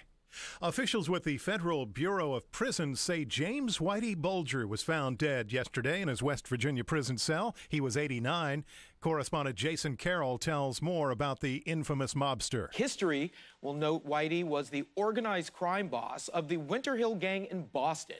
He was also a longtime FBI informant. He was serving 2 life sentences for a litany of crimes, including racketeering and 11 murders. He was one of the FBI's most wanted fugitives for 16 years until his arrest in 2011. Pakistan's top court has acquitted a Christian woman sentenced to death under the country's blasphemy law, a landmark ruling that sparked protests by hardline Islamists. I'm John Trout. Diabetes, high blood pressure, anxiety meds, everyone's on them. If you're a 50-year-old male, maybe a bit beefy, or even with type 2 diabetes, $1 million of term insurance may only cost you about $200 a month. Affordable term life insurance is out there. Call Term Provider and speak with Big Lou at 800-481-1458. 800-481-1458 or visit biglou.com. Remember, Big Lou's like you. He's on meds too. I used to post to job boards only to be overwhelmed with resumes, which made it easy to miss a great candidate. That old process was not smart. Then I went to ZipRecruiter. Its technology finds the right people and actively invites them to apply. So I get qualified candidates fast. Smart. See why ZipRecruiter is rated #1 by employers in the U.S. Try it now for free at ZipRecruiter.com/free. That's ZipRecruiter.com/free. ZipRecruiter, the smartest way to hire. Based on Trustpilot rating of hiring sites with over 1,000 reviews. Kansas Mid-America Network News. Good Wednesday. A person died in an accident on the Kansas Turnpike just after 4 o'clock yesterday afternoon in Sumner County. The Turnpike Authority reported a wrecker driven by 32-year-old Jacob Palmer of Salina was southbound on I-35 just south of the Belle Plaine service area when the vehicle overturned. The Hutchinson Post reports that Palmer was transported to Wesley Medical Center in Wichita, where he died. It's been quite a while since any area of Kansas has reported having too much moisture, but according to the latest from the National Ag Statistics Service, much of the area is reporting adequate to surplus soil moisture. And despite some flooding around the area, the wheat crop is doing pretty well. Wheat is rated at 40% fair statewide, with 42% rated in either good or excellent condition. And the statewide forecast for Halloween night shows it's going to be chilly, but dry. Mid-America Network News. Fall has a certain feel to it, like no other. And if you're the type of person that likes to get things done outside, there's nothing like the feel of steel in your grip to get the job done. Pride Ag Ace Hardware of Mays has perhaps the best selection of steel power equipment in western Wichita, maybe south central Kansas. Check out the steel products that have earned the most praise from owners like you at Pride Ag Ace Hardware of Mays, 5204 North Mays Road, where we take pride in serving you. Would you take a blind taste test? Instead of a brown-colored soda or a beer, let's apply this test to the race for governor. 3 options in our blind test. Ready to begin? Option number 1, a typical politician who claims to know best about education but didn't care enough to serve on the education committee in her 14 years in Topeka. Option 2, a lawyer who has been a politician for almost 20 years and whose policies mirror Sam Brownback's. Option 3, a businessman who has managed billion-dollar organizations and hundreds of employees and who has a track record of success in the private sector. What's your choice? Mine's option 3, the businessman. That's Greg Orman. Greg Orman will grow the Kansas economy and make sure our tax dollars are spent wisely so we can invest in our priorities like education, healthcare, and infrastructure without having to raise taxes. Greg Orman, obviously the best choice to move Kansas forward as governor. Paid for by Orman for Kansas, Tim Owens, Treasurer. Here's your latest forecast on the Big Talker KQAM for this Halloween morning. A slight chance of rain before 4. Cloudy today, a high near 56. Winds gusting up to 20 miles an hour. Tonight for the trick-or-treaters, mostly cloudy, a low around 40. Tomorrow, sunny and 60. Partly cloudy and down to 40 tomorrow night. I'm Amp Harrell, and that's your latest forecast on Wichita's big station, the Big Talker, AM 1480 and 102.5 FM KQAM. At 8:35, it's currently 48 degrees.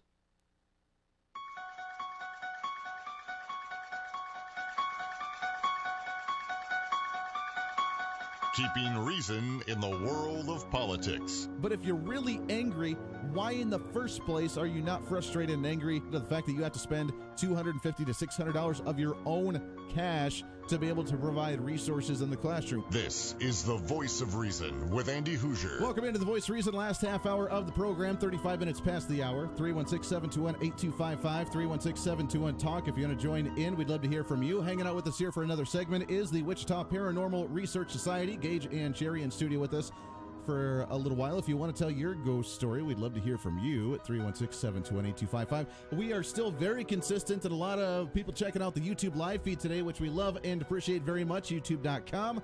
Go on there. We're also on radio and TV.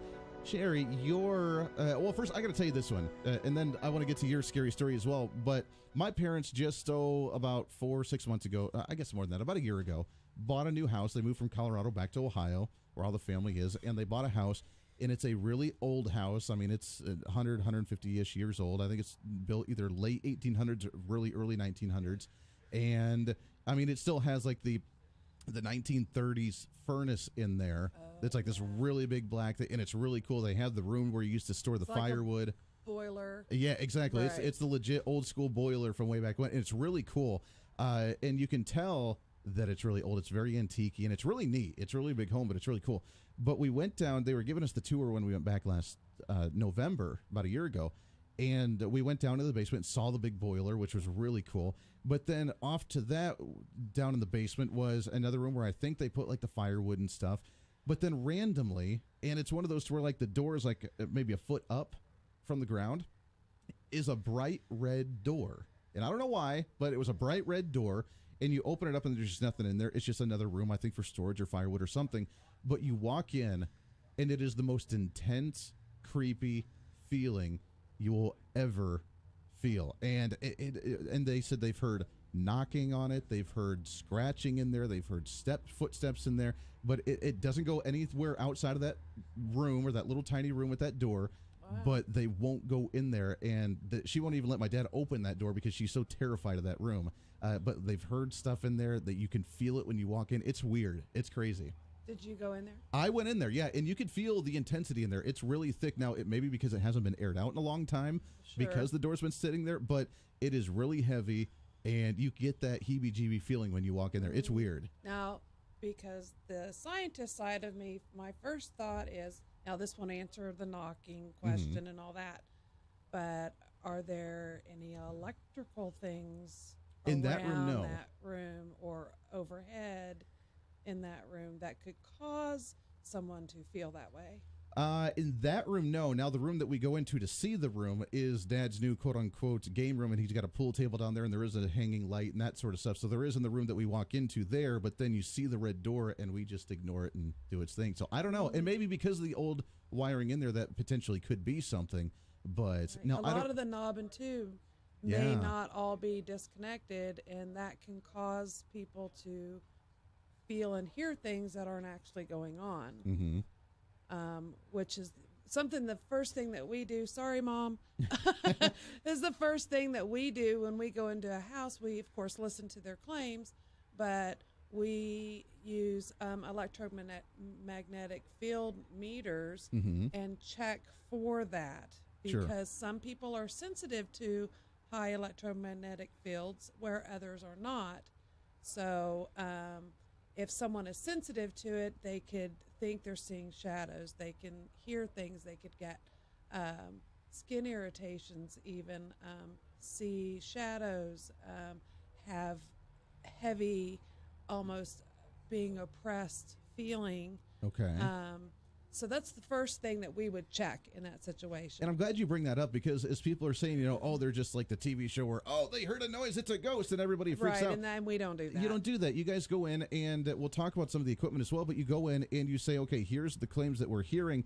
Is it legit or not? Let's try and whatever we see, whatever we hear, whatever we smell, whatever, let's try and find a way to reenact it, to debunk it, to say, no, it's not a ghost, it's a natural thing that's happening. And then at the end, if you're like, I got nothing here, then maybe it's something else. But and that's what you guys do. Exactly what we do. I am, and many of the team members are what I would consider skeptical believers. Okay. I've seen, I've witnessed, I know that there are spirits here all over the place. But on the other hand, I also know that a lot of people have claims, and what they're experiencing is because their electrical isn't grounded properly. So we are true investigators because we investigate everything when we go into when we go into a home or a place of business. Sure. So, now, and you guys do offer the service. If people call you up and say, hey, we got some crazy activity, we're scared to death in our home, can you come check it out? That's kind of the things that you guys are open to doing, correct? Yes, we do that. We don't charge for what we do. And you can reach us by you can email me at wichitaparanormal@yahoo.com, or go to our Facebook page. Just look us up, Wichita Paranormal Research Society, and message us there. Sure. How many homes do you think when you go in and do an investigation are legit with activity, or are you able to say, oh, hey, this is the explanation that we've come up with on why you're seeing or hearing what you are? About 20%, I would say. 20% are legit? Yeah. Okay.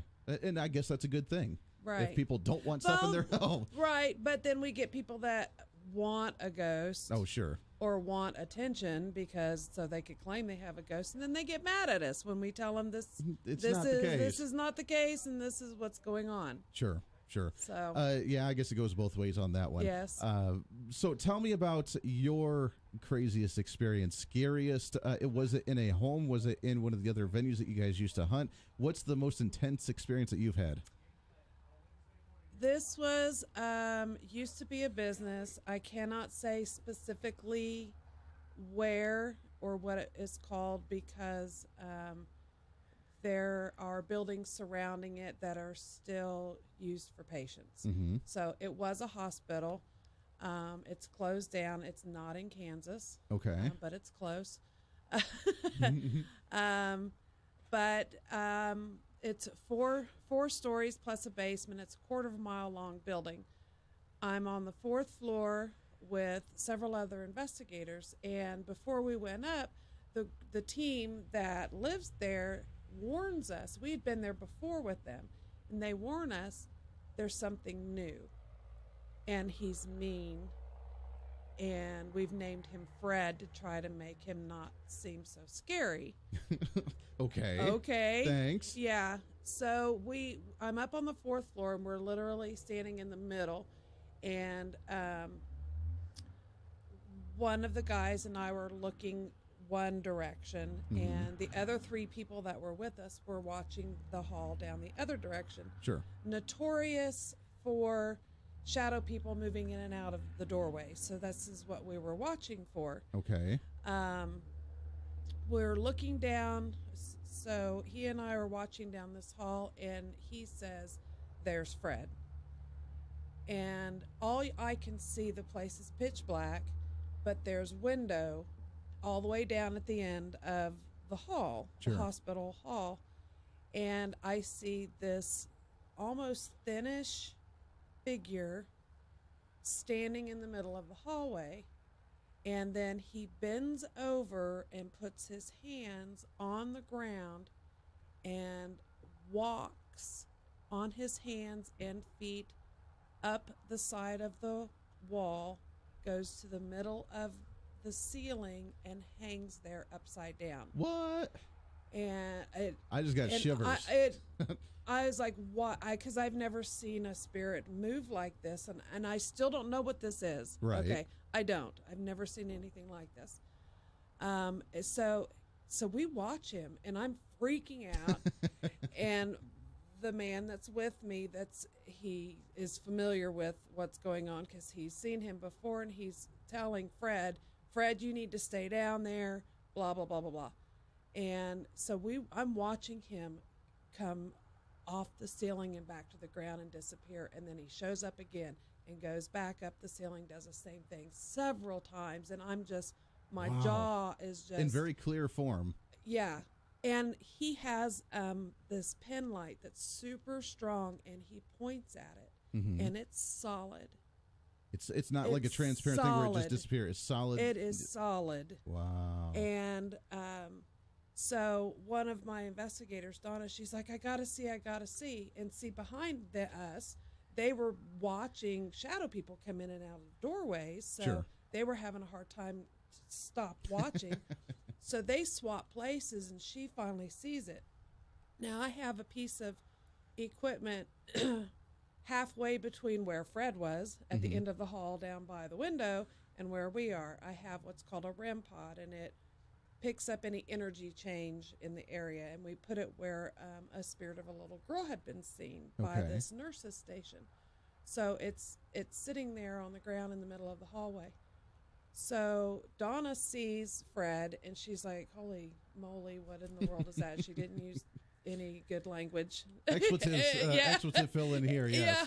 And so she's freaking out. What is that? And I'm like, apparently that's Fred. Did you get video of it? No, it's way too far and too dark. Okay. So this is just a personal experience.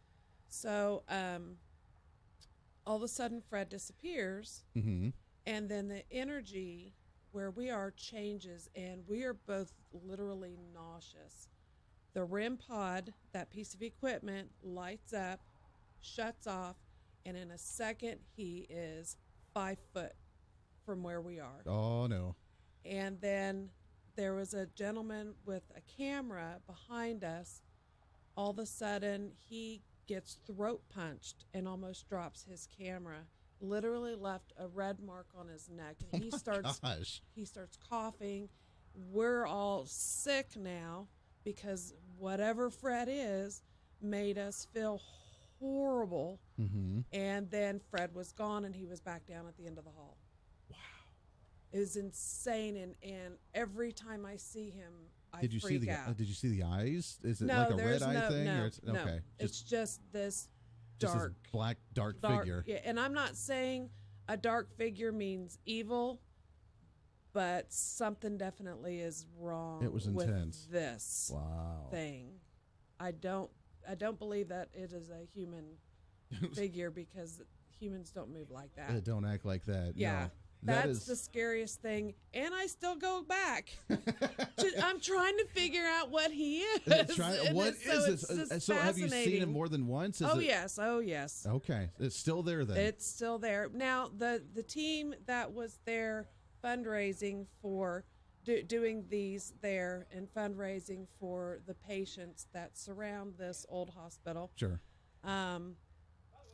They discovered that there were other teams or people claiming to be teams that were going in there, and apparently they were doing some sort of rituals.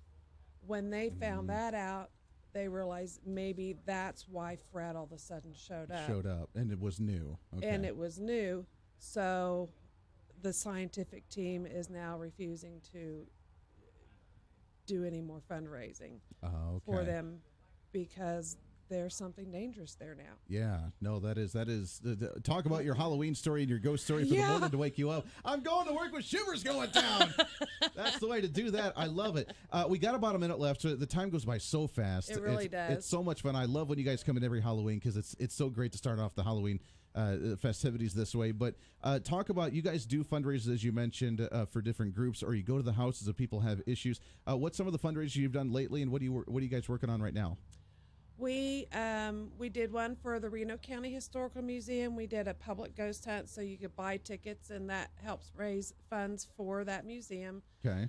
We did 2 historic ghost tours at Cowtown, and that's where people could come watch a movie and get a personal tour of some of the buildings and get to hear more stories inside the buildings. Next week, you can still get tickets. There's not hardly any left, but there's tickets. You could go to Fox Theater at Hutch, to their website, and get tickets for that public ghost hunt, and that's a fundraiser for the historic Fox Theater. Okay. So that's what we've got coming up next this coming weekend. I love it. If people want to reach out to you guys and get more information, or go on a hunt, or just call you because they may have issues, how can they do so again? Our email is wichitaparanormal@yahoo.com, or you can come to our Facebook page, Wichita Paranormal Research Society. I love it. Sherry, it's always so much fun. I got to go on another hunt with you guys soon. Yes. It's a blast. I appreciate the invites again. But you guys enjoy, have fun, and we'll talk again real soon. Okay. Thanks for having us, Let's do it. Andy. Engage, thank you so much for coming in, my friend. Good stuff. Thanks for having me. Hey, absolutely. We'll take a break. 10 minutes to the top of the hour. We'll wrap up the program today on a festive Halloween Wednesday. This is The Voice of Reason. You're listening to The Voice of Reason with Andy Hoosier.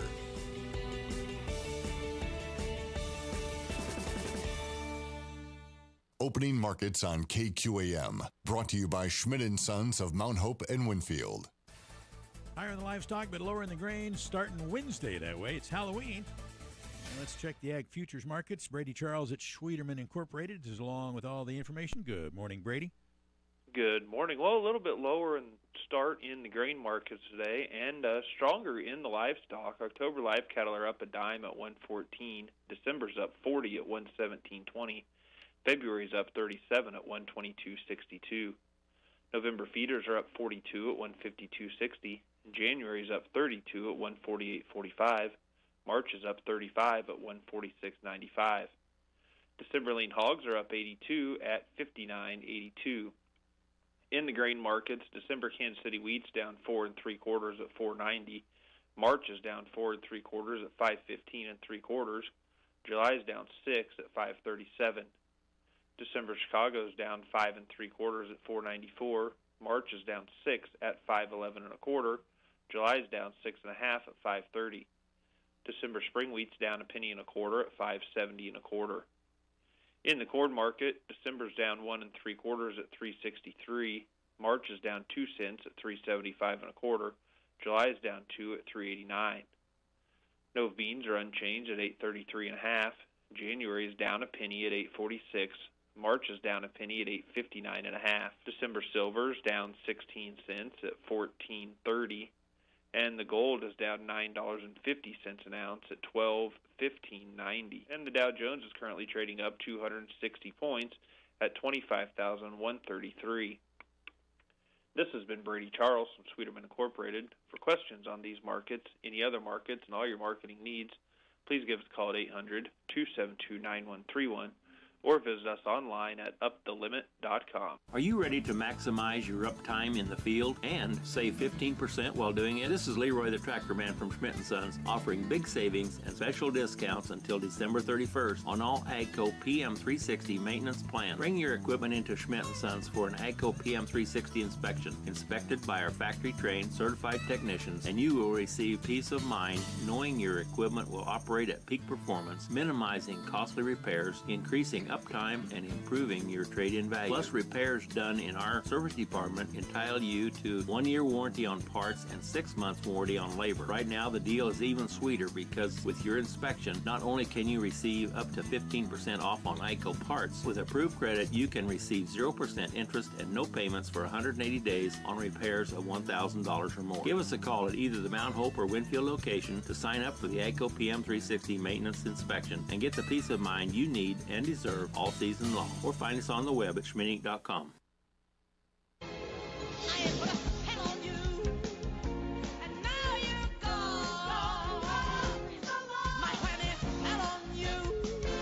Welcome back into the Voice of Reason, wrapping up the program today. 6 minutes to the top of the hour. 316-721-8255. Now, we again appreciate Wichita Paranormal Research Society, Sherry and Gage coming in studio for that. That was a lot of fun.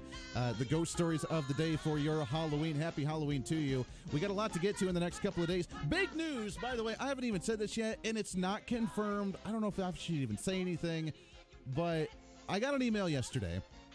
And it was from an individual who I've been trying to reach out for a long time, gave up a few months ago, didn't think it was going to happen.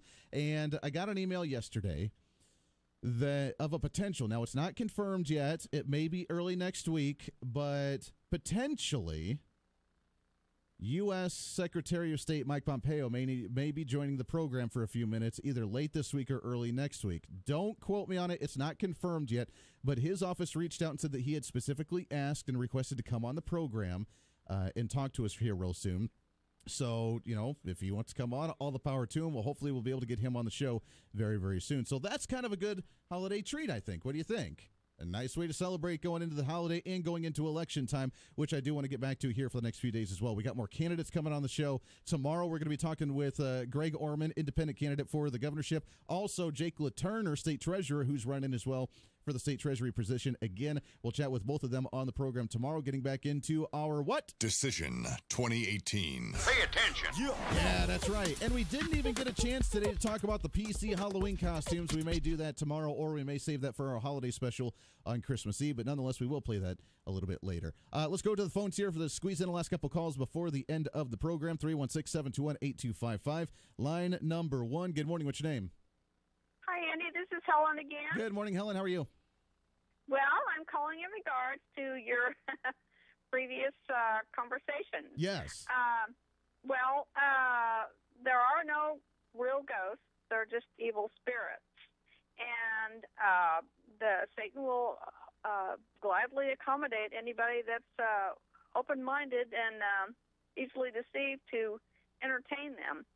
And in St. Luke chapter 10, verse 19, behold, I, the Lord God, and to Jesus Christ, give unto you power to tread on serpents, or Satan, and his scorpions and stuff, and his evil servants and stuff. So, a true Christian has power over all of these evil spirits. So sure, no, absolutely. You're not going to be. And you're not going to be. They're not going to be visiting you because, in the name of the Lord Jesus Christ, you rebuke them and send them back to where they came from. Oh, well, sure. And here's my take on it is, and I'm glad you mentioned it because it's a fun conversation to have. I've always enjoyed and been fascinated by going on the ghost hunts and doing these things and hearing the experiences and seeing what they do, because it's like, as we mentioned, like these teams. The Wichita Paranormal Research. I went to I was part of a ghost hunting group in Colorado Springs for a while, and you do see some really wild things, and you simulcast that with like the the Catholic Church that, goes and blesses, which I haven't said the story on the air because I know it'll sound super crazy, but we ended up having in Colorado Springs a priest come in and bless our apartment and spread the holy water wherever and do all the blessings and everything to get rid of some activity that we had that was really scary for about we didn't sleep for about 3 months straight. It was kind of wild like that. Right. So we had some stuff going well, on, but God gives you don't need a priest to overpower these evil spirits. God gives you the power in Sure. the name of Jesus Christ. Exactly. To And you do know it what? yourself. And that's why I enjoy going on the hunts and stuff, because I know, with my faith and with my religious belief is that I know that nothing can happen and that I'm going to be fine because it's not going to do anything to me because we're on the winning side. So we have nothing to worry about here. So I find it more of a fascination and an entertainment value that I have as opposed to, being worried about something crazy, ridiculous happening. So Well, what the Lord warns us about in Jeremiah 17:9 is that the heart or mind and intellect is deceitful or easily deceived above all things. So, and desperately wicked. No. Who can know it? Only the Lord God can know it. So people need to be careful about how easily deceived that they are. Well, there we go. Helen, I appreciate that very much. It's fun times. I think it's an entertaining thing to think about, to ponder, to wonder, because you know that there's things going on than just what we see on a daily basis, and it's happening all the time. So let's understand it a little bit more and have some fun with it. What do you say? I love it. Appreciate all the phone calls, all the conversation. Tomorrow, birthright citizenship, plus the election decision 2018. Lots of guests joining us. It's going to be a heck of a show tomorrow, plus the big guests that we may be having on the program very soon. Everybody have a happy Halloween. You can't handle the truth. Hi, this is Phil Martinez at Phil's Coins. At the shop, we talk all the time about honesty and integrity. And in our shop, we've decided that honesty means nothing without integrity. So what I would tell you is that if you didn't bring your coins to Phil's Coins, honestly, you didn't get enough money for what you have. Come see us at Phil's Coins, 9344 West Central, or online at philscoins.com. At Starseed, we have various options for your cover crop solution. Whether you prefer Green Shift, Chick Magnet, or Green Field, choose Starseed for all your cover crop needs. We offer premium quality products and superior sudden service. Don't forget to ask about our custom blend packages. Call Starseed today at 800-782-7311 or visit our website at gostarseed.com for all your seed needs. Broadcasting from the Rusty Eck Ford Studios. Rusty Eck Ford, the price you need and the service you deserve. This is the Big Talker, 102.5 FM and 1480 AM, KQAM, Wichita proud. It's time for your latest news from the KQAM News Center. Brought to you by Continental Truck Accessories, 6701 South Broadway. Show your truck some love with Continental Truck Accessories. Good Wednesday. A woman is dead following a crash in Valley Center around 1:40 yesterday afternoon in the 8900 block of North Ridge Road. The Sedgwick County Sheriff's Office says a 65-year-old woman rear-ended a stopped waste management trash truck with her vehicle. KWCH-TV reports that authorities believe the woman may have been having some sort of medical emergency when she drove into the back of the truck. She died at the scene. The truck driver was not injured. 2 people were injured yesterday evening in a 4-vehicle wreck a little west of Hillside on K96. Wichita police say the cause of the crash